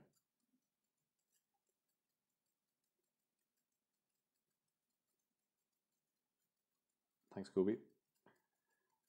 Yeah, I was sure we were doing 30k before, so that'll be why. Need record endless A3 for Baja. Oof, Berserk Kelpie level floor 83. 139k HP, that's pretty savage, I reckon.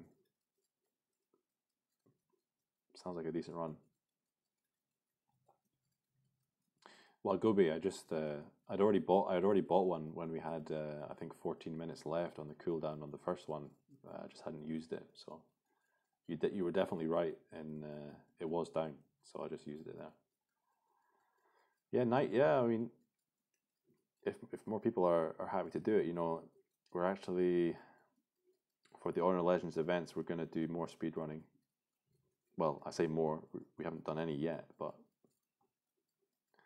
this length of time is way higher. We're not looking at a run like this at the moment anyway, maybe in the future, but I think the first kind of speedrunning events are going to be endless to a certain floor. This is going 2 hours. Yeah, this is probably going to go over 2 hours. My initial guess, as I've said a couple of times already, I was expecting this run to be roughly 3 hours. Yeah, set at home, couch farm, level 1 to 100.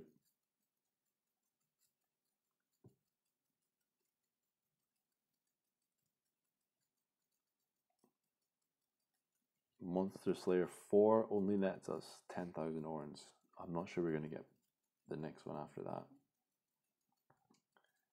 I'm not sure how much benefit it's going to be to pick up another class by now, because we're still killing things fairly rapidly. I guess if we could save a turn every fight, that's a big savings in terms of speed.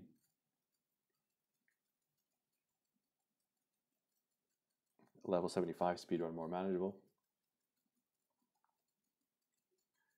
I can't remember where we hit level 75. I mean, we're already level 90, and yeah. Also, I was kind of going for this length of stream as well, so that's why I kind of picked 100. But yeah, I mean, level 75, obviously you can choose whatever levels are good. I think this length of speedrun, you definitely need shrines, which are not super available to everybody, I guess, as well. So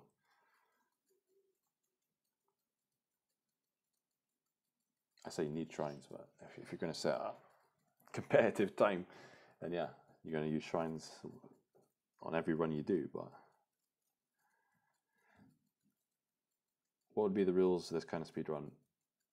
If you spam shop with your main and made them public, much easier for gear and whetstones and such. Well, that's exactly, touching it, that's a great point. That's exactly what we've kind of been discussing over the course of the run.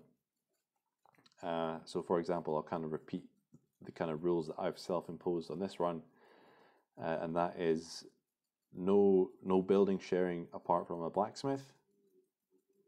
I think having a blacksmith,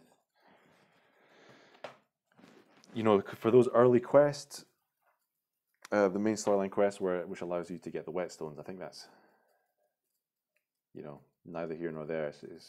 You could very easily switch that option off, and yeah, so basically blacksmith only from a party or previous main character, and then wild buildings are free to use.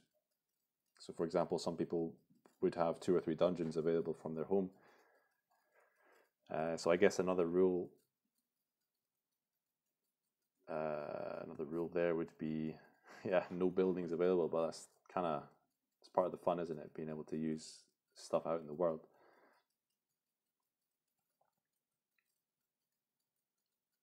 I'm not sure it's your spot, Firelord.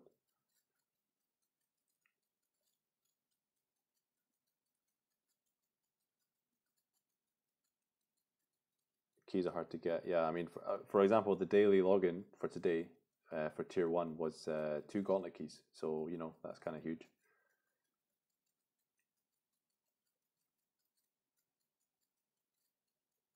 Damn right. The one thing I'm missing here is an element on my weapon, because then volley becomes so much more potent against the physical resist mobs.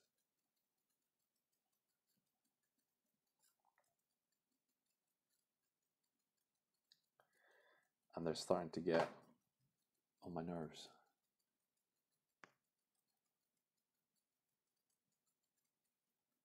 Yeah, one blacksmith, no money invested in game. Yeah, I mean, you could kind of come up with the rules, discuss the rules until the cows come home, you know. It definitely requires multiple people input to see what would be a good way of having a standard. For something like an endless dungeon run, it's much more easier, because you can just say, right, no class swapping, for example, or no pet swapping as rules, and like you're not really worried about how much experience or orns you get. So it's much more easier to manage and impose those kind of different rules if you want to.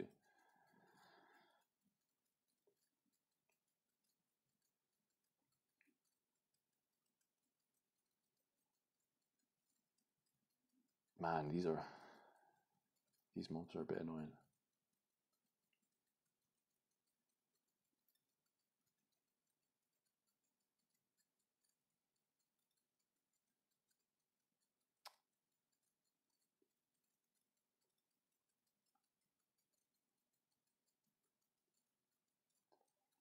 Yeah, I mean, what's more accessible, starting a new character than starting a new character? Like literally everybody has the same playing field. Oh,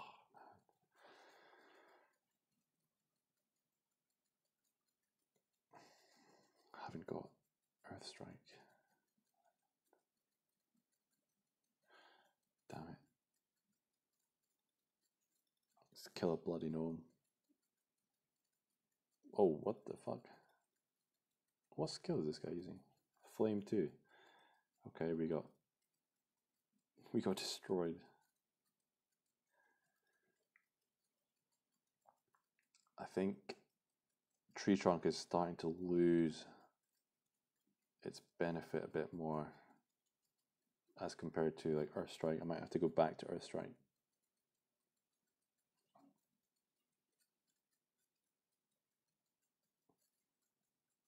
So, I mean, from this point, it's just kind of killing as many mobs as possible.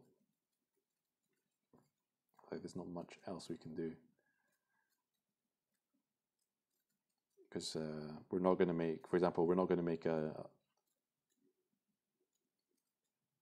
what was it, 100,000 orns for the next class. Really unlikely. Not much better. Oh, stun. Yeah. Okay, didn't need to use Earth Strike there. Okay, so Tree Trunk, really solid for like getting into tier 3. But I think outclassed again by Earth Strike, tier 4 potentially. That's the feeling I'm getting here for the element weak mobs.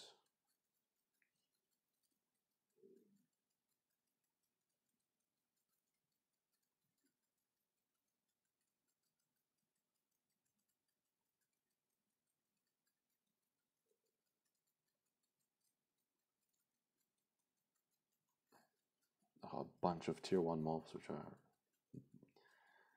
pissing me off.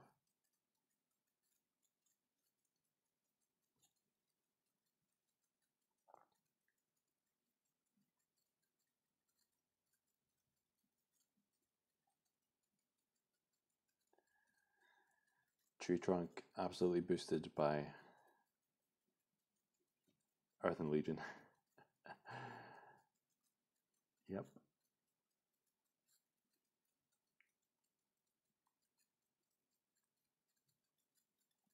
I've had no mimic spawns the entire run, which, yeah, it's a potential game changer mob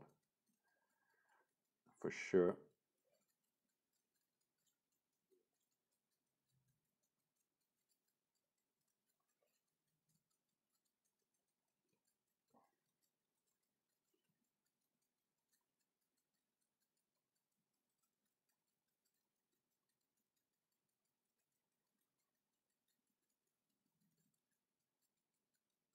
$31K for a tier 4 mob. Yeah, I mean, really, you just have to kill. It's obvious, really, but you just have to kill as many tier 4 mobs as possible. They're just so much more XP than tier 3 mobs. It's insane.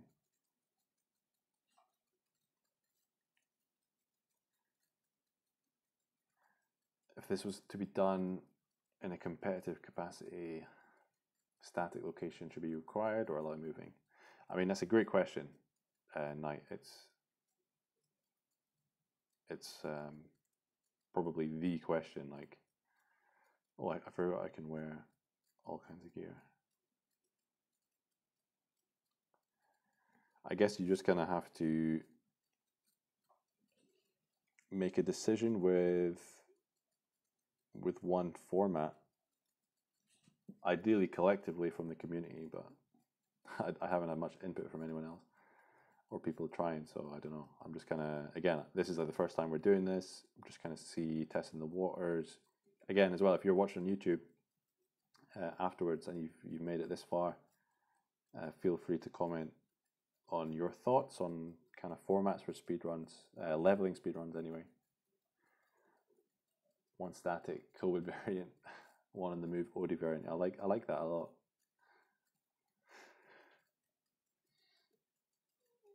I like that Tartanek. But even then, you kind of have to have another set of rules for each variant there, I guess. You know, if you,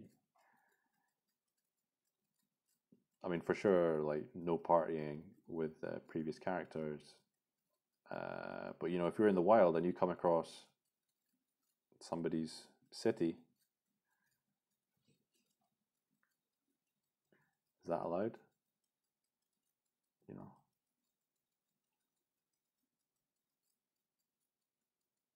I don't know.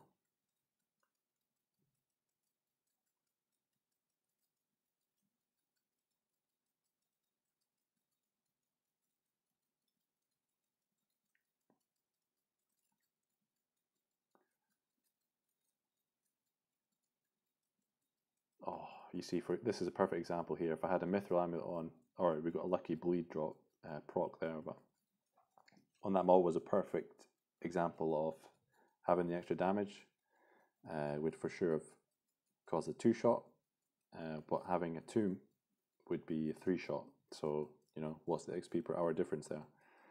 I've not worked out myself, but that's the question. Yeah, you need to be asking on these runs.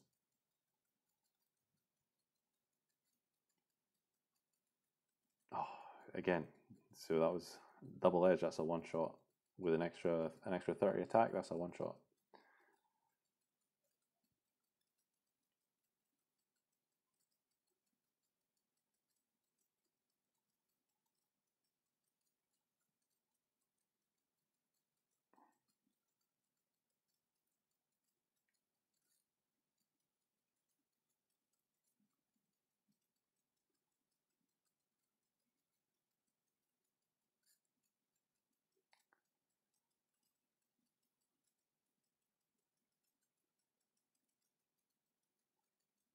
One health beyond. Am I doing non-boss fights? Mate, there's no boss spawn here. We've already killed the bandit lord from a monster remains. I'm not moving, so I can't. There's no way for me to spawn a boss here unless I get monster remains from a mimic or something. So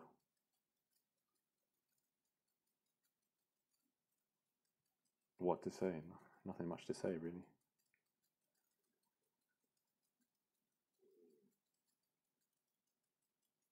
Yes, the rot proct.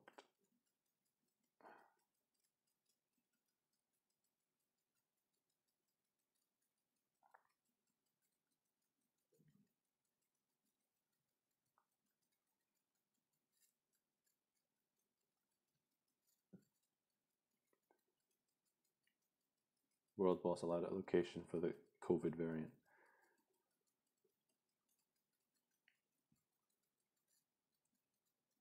All right.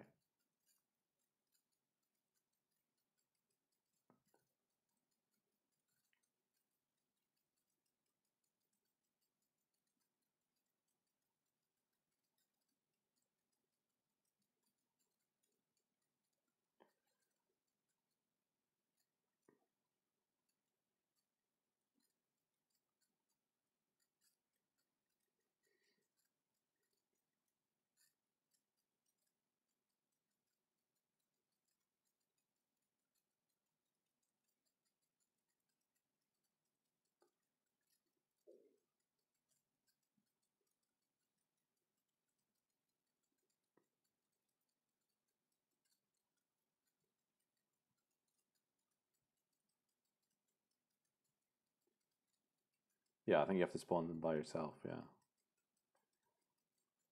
absolutely. For me, it's a no-brainer because then you just set them up.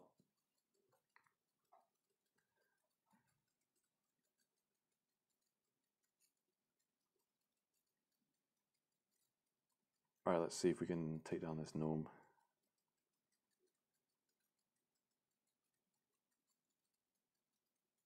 Next time.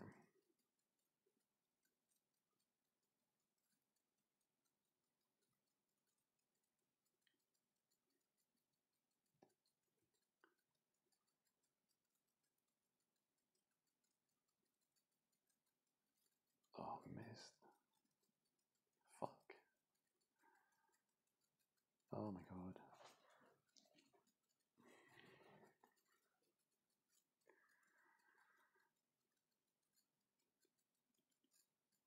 Oh, these fights are painful. Yeah, 75. All right, 93. All right, let's get rid of some of these gazers. These tier 4 mobs are, yeah, really horrendous.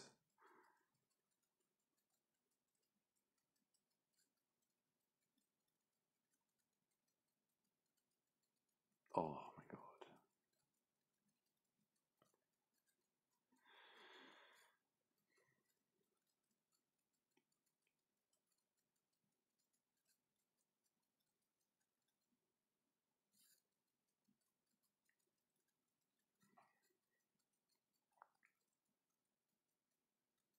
Seven more levels. Looks like, yeah, probably going to need another Shrine of Wisdom up.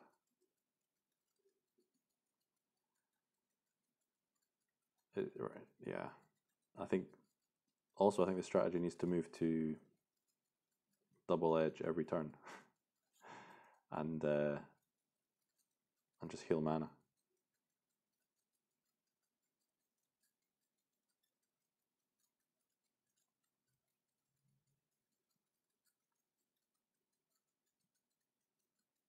Heal mana up after every fight.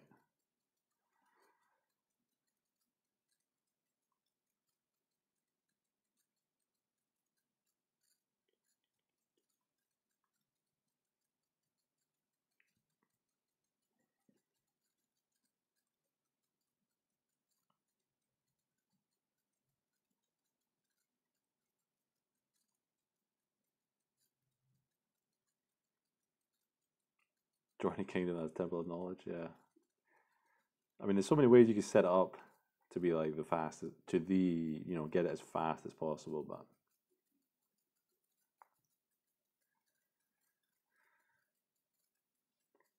I mean, we've not said not joining a kingdom is not allowed, or we've not said joining a kingdom is not allowed until now. Okay, this level, see how fast this level's gone really fast actually. Killed a lot of tier 4 mobs.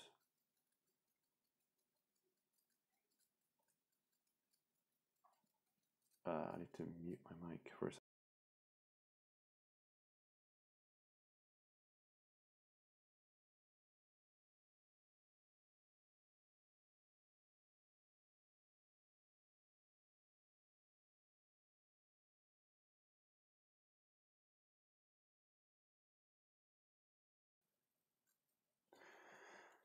Okay, back.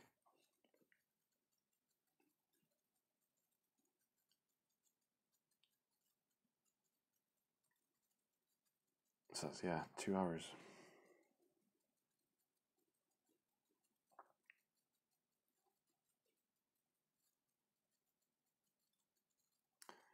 That was a mistake.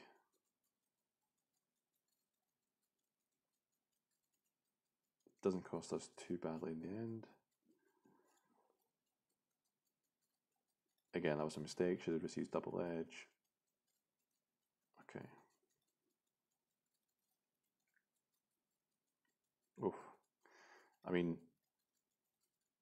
I'm wondering whether to dual wield now, drop the arrows, and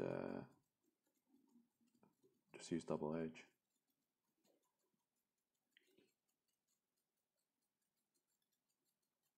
Once your phone's charged, you try 175. Yeah, great shout, Knight. Great shout. Please let me know how it goes. Would be yeah, really interesting. I think you're more. I can't remember what we did on this run. I think around 1 hour. 1 hour. I don't know. I can't remember. Depends what you find, I guess. If you're killing bosses as well, then yeah, it's going to be much faster than that for sure. Because, you know, if you manage to get some bosses down quickly, which are next tier above you, it's a bunch of levels that you're taking down. Oh my god. Alright, so 94, level 94, that was a decent level. Now we've got 105 mana. So in the next run, I think I'll wait until 94 to go into the arena. Alright, so it looks like we're actually going to get this daily quest done to come to kill these gnomes. Get the gnome's hat.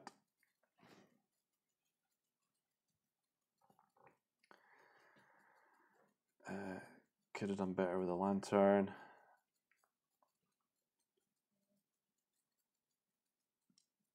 See, by this point, I'm not sure what we gain with a lantern, to be honest. What are you thinking?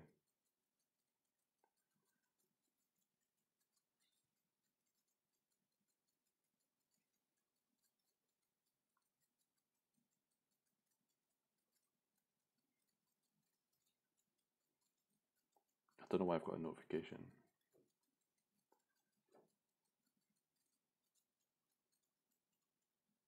Yeah, Blacksmith.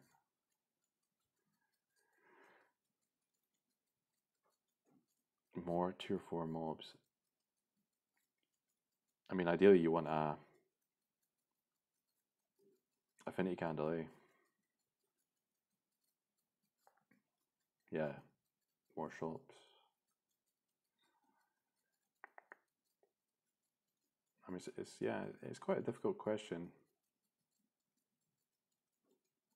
All right, this should be 100k XP. So that's basically the equivalent XP to an arena fight.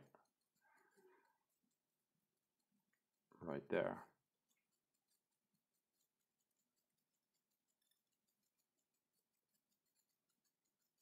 These gazers are the absolute worst.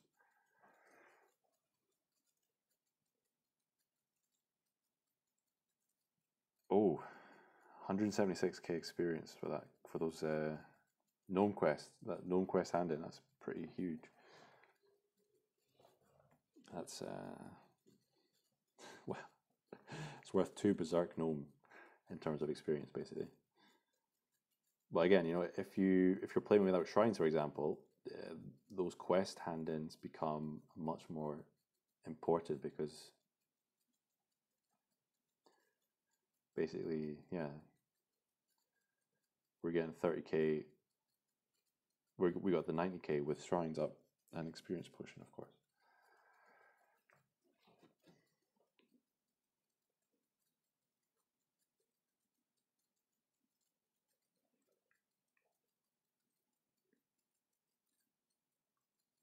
All right, our dungeons should be up now as well. So let's hope we get Ah man, if we had 2 more keys, we'd go definitely into boss mode, but we can't do that. So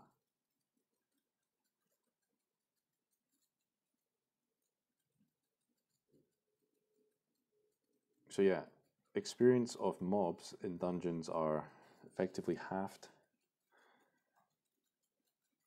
And for bosses, the rewards are effectively quartered.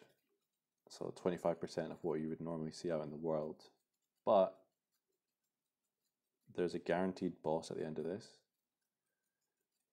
on this tier. So, you know, potentially, depending what you get,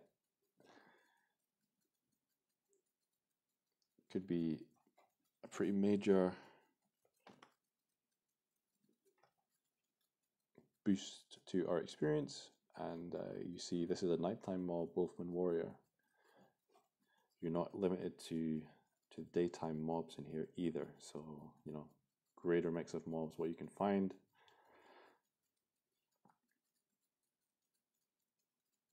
We get Camazots. So at least it's a tier 4 boss, which is really good in terms of experience. We just need to kind of watch our health a little bit, especially as we're burning, stunned. And yeah, we have greater health potions, no reason not to use them. Oh, stunned. Okay. Yeah, double edge doing a lot more damage. Just got to be really careful with the self damage of double edge.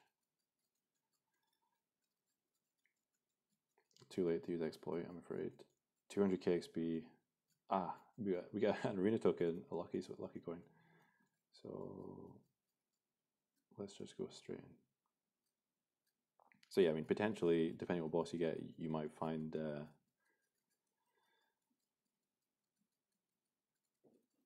you know, a lucky silver coin, which is what we got initially from the bandit lord that we found in there.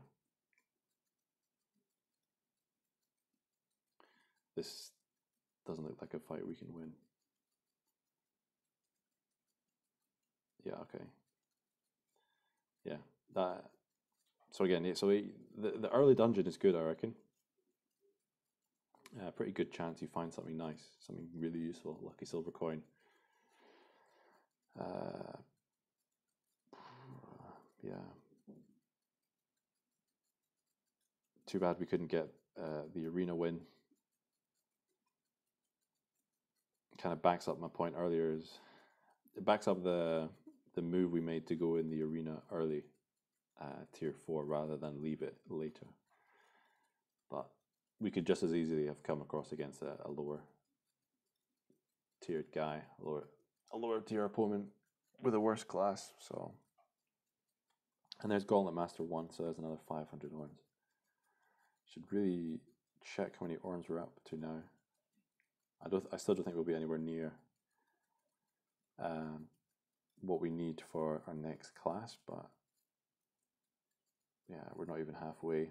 So really, 100k orns for the tier 4 class. You kind of need to do a 50k orn reward achievement, which we'll check after the run what we need to do. But oh, double edge there, maybe not the best idea.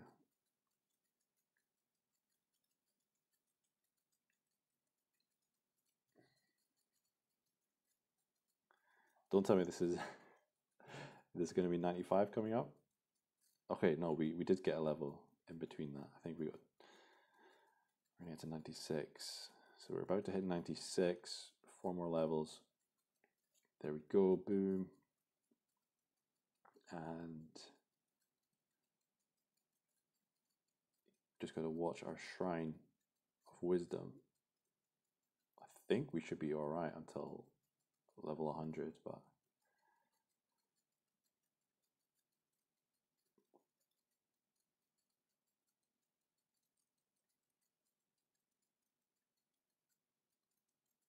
let me check the Gillis quest as well, actually. An Ankh. Yeah, so for example, if we got an Ankh if we got a Lost Pharaoh boss, from that dungeon. That would have been awesome. That would have been another great monster remains. But we didn't get it.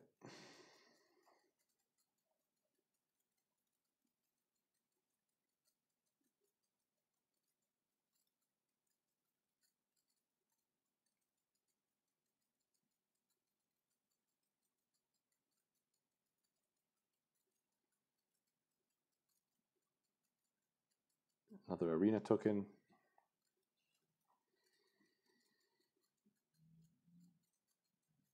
All right, this should be a win.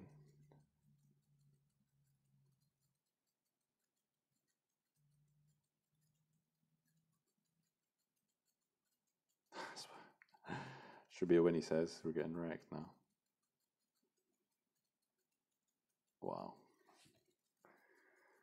So both of those two arena fights that we've taken later on, we've completely been destroyed.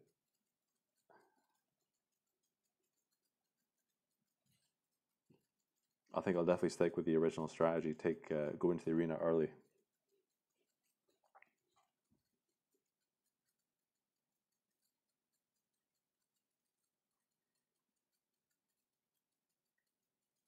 Yeah, that fairy. So that's why I was healing. Oh, legendary Fomorian sword. Look at this. This is the drop we wanted. This is the drop we wanted. Oh my god, if I had a whetstone right now. You know what? We're gonna upgrade our shop. Hopefully get a whetstone.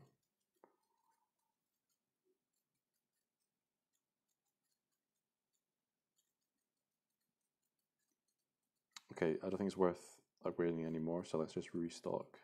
Fine whetstone we got. We got 2 lanterns as well. Let's buy these 2 lanterns. Man, that fine whetstone. If that was a normal whetstone, that would have been awesome. 2 monster remains. Oh my god. That's a good play. Get the Goblin Lord quest. Right, we're actually gonna complete the chapter 1 of the story quest, which was completely unexpected. So now we're chapter 2, Draconians.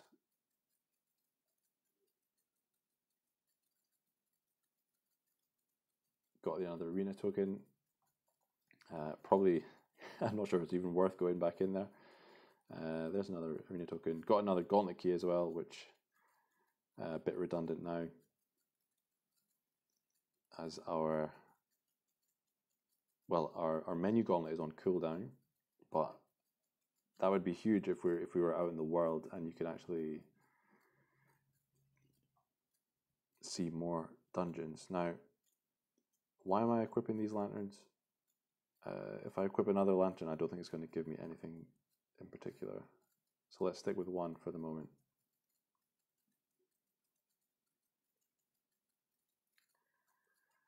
So that lantern is going to spawn more mobs, as we talked about earlier.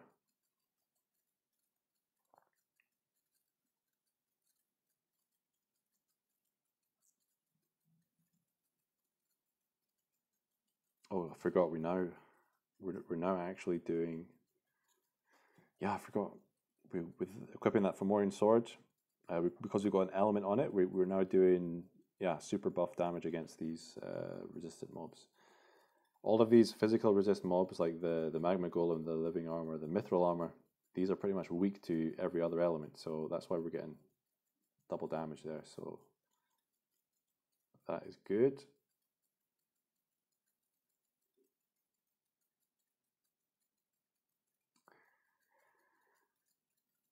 Platinum. Like, for example, I should be able to see the Arcanist that's south of me. But no, I can't. Actually, let me check. Can we check these quickly? Student 11 skills. So I need to learn 11.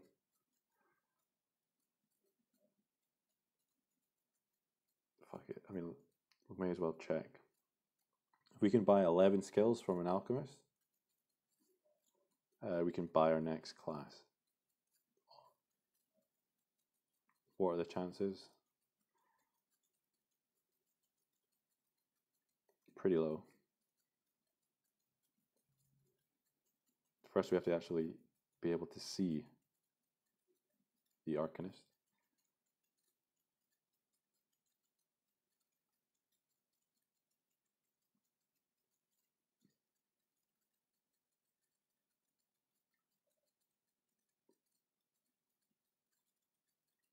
So there is a wild blacksmith there,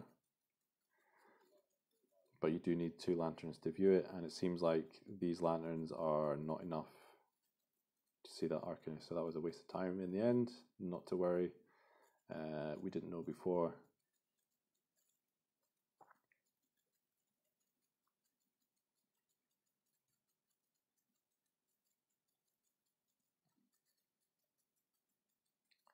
Let's upgrade the shop again.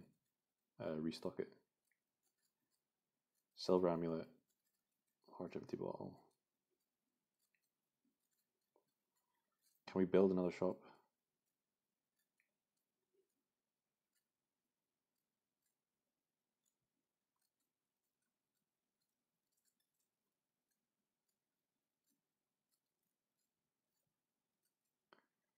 Insufficient wood.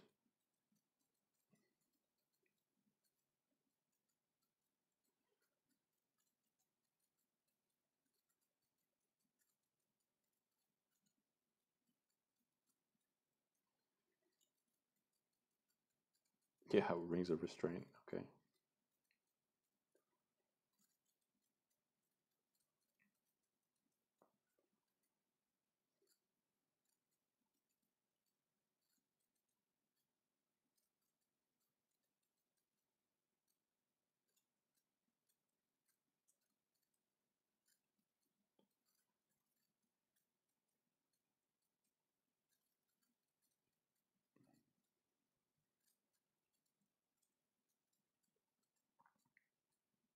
All right, Knight. Good luck, mate. Let's let me know how it goes.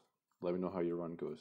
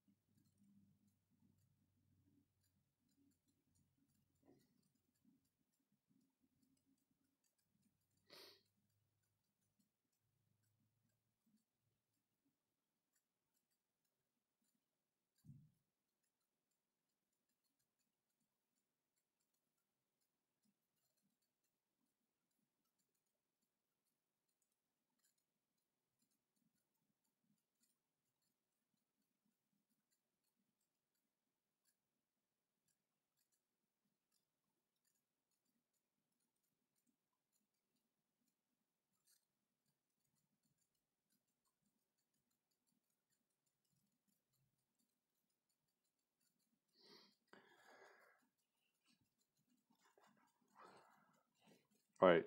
Worst case scenario is about to happen because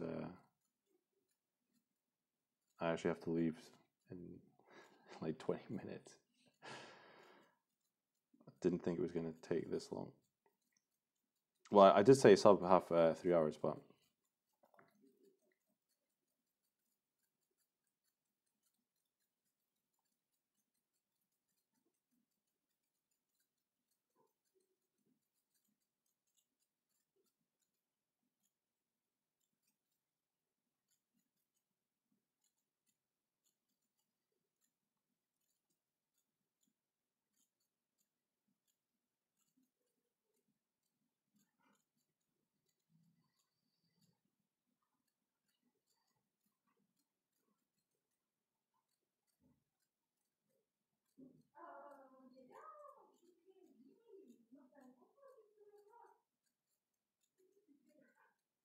oh, I thought that was a whetstone there. Right.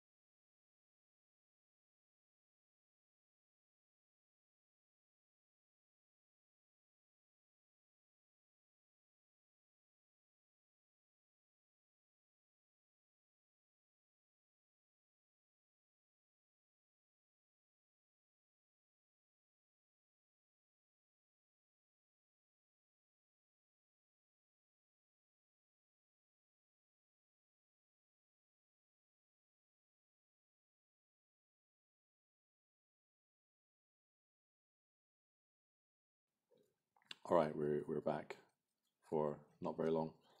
Hopefully I can get this level 100 before I need to go out.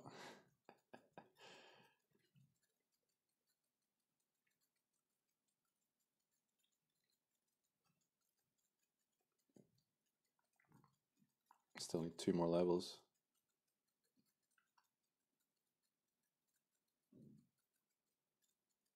Yeah, below 3 hours, yeah. I think that's for sure. That's pretty much certain. But these last sort of 5 to 10 levels have been really painful.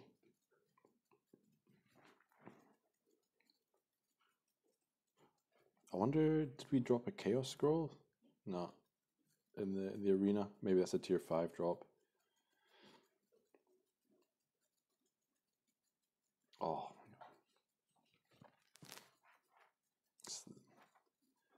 had a couple of unfortunate arena fights there. Left the guy on 5 HP and he killed us off that adept fight.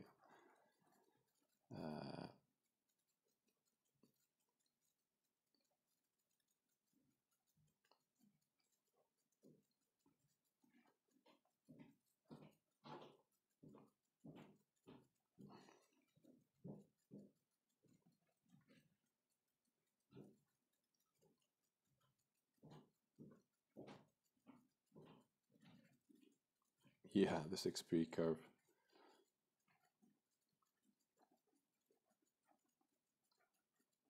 I'm thinking of dropping volley as well. Go with tri-cut.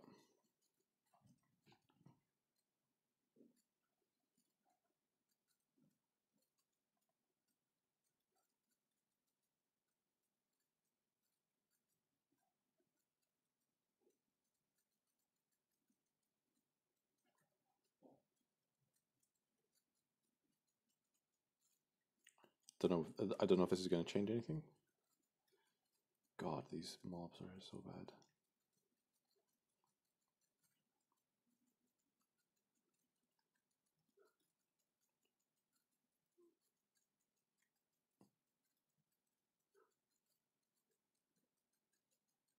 Oh, we don't. Yeah, we don't get volley, obviously.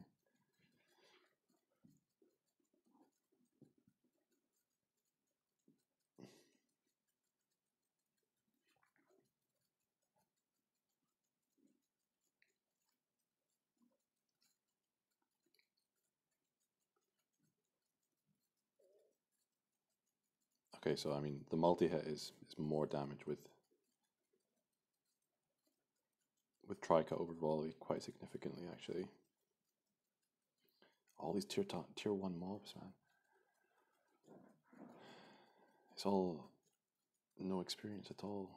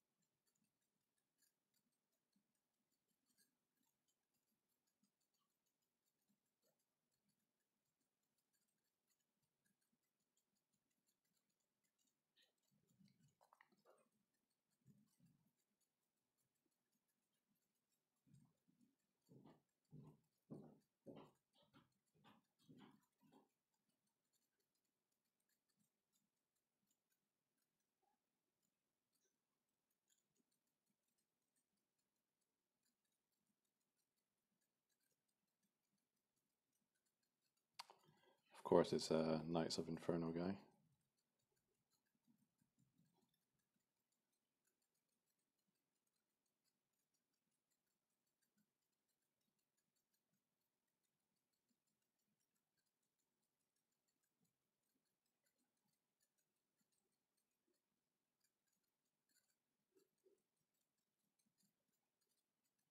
Oh.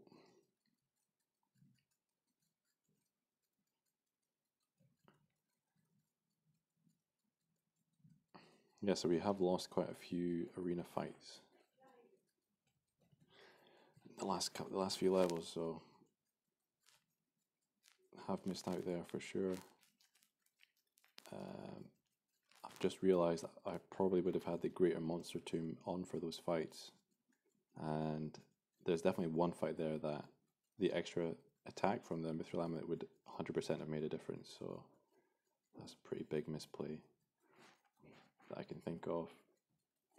But yeah, we're closing in now on level 99, and looks like I'm going to be on time to leave the house. Well, 5 minutes. Might have to go in the 4G.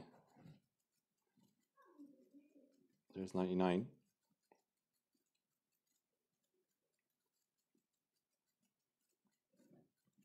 If we see these draconians spawning now, I wonder how much experience we're going to get from completing the draconian quest. Oh, all these tier 1 mobs, please go away.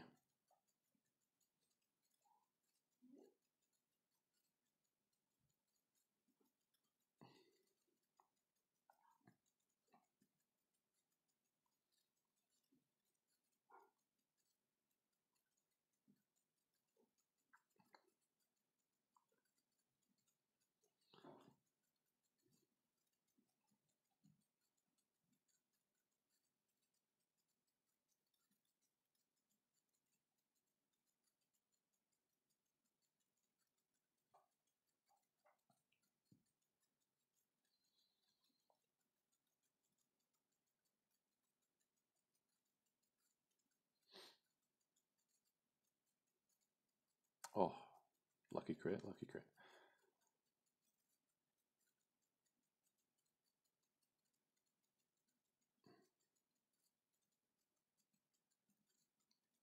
It's not going to take that many mobs.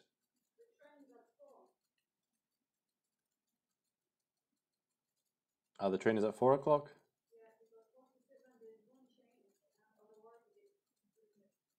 I'm out.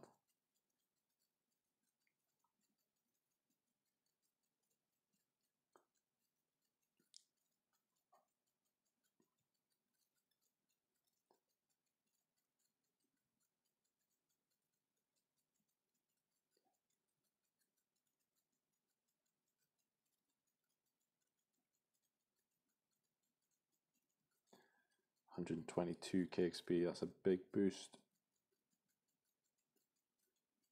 It looks like we're going to potentially complete this draconian quest as well. Don't know how much XP we're going to get from it. That's what we cared about right now.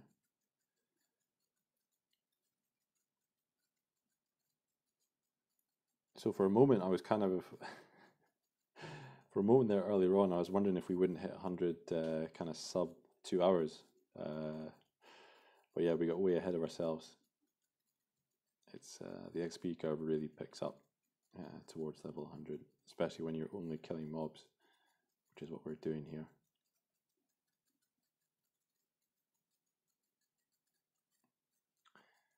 Wow, all of these tier 1 mobs.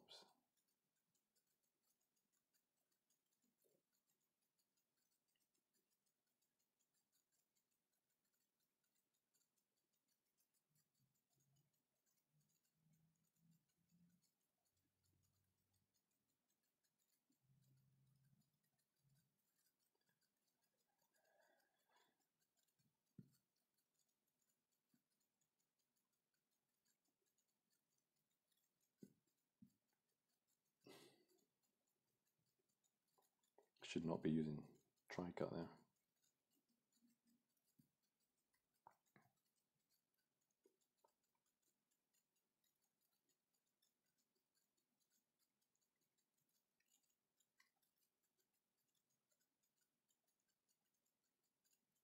Yeah, tri-cut really strong.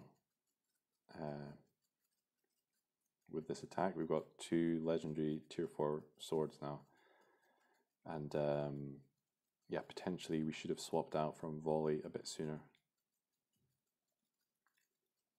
We could potentially have kept the arrows, but just add tri-cut as the skill. Does a bit more damage than volley 1. Or maybe it doesn't. Maybe just because I swapped the weapon in, the dual wielding. Because we've not, to be honest, I've not checked our stats if our attack stat went up or not. That was a nice lucky roll that went in our favor for once. 1 extra HP point of damage we did. Alright, so this level 100 is actually going super quick comparison. I wonder if that's tri-cut.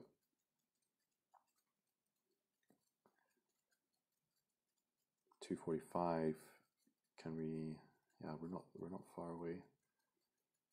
A couple more mobs. Tier 4 mobs ideally. God.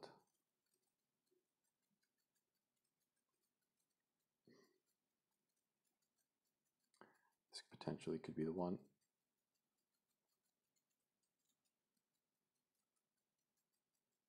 Nope.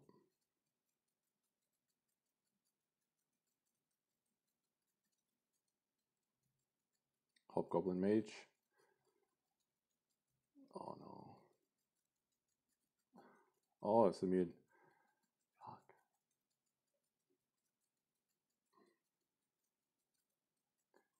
Good skills.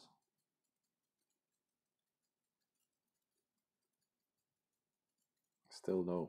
Surely the Cyclops. This must be it. There we go. Stop the clock. 2 hours, 46 minutes, 17 seconds. There we go.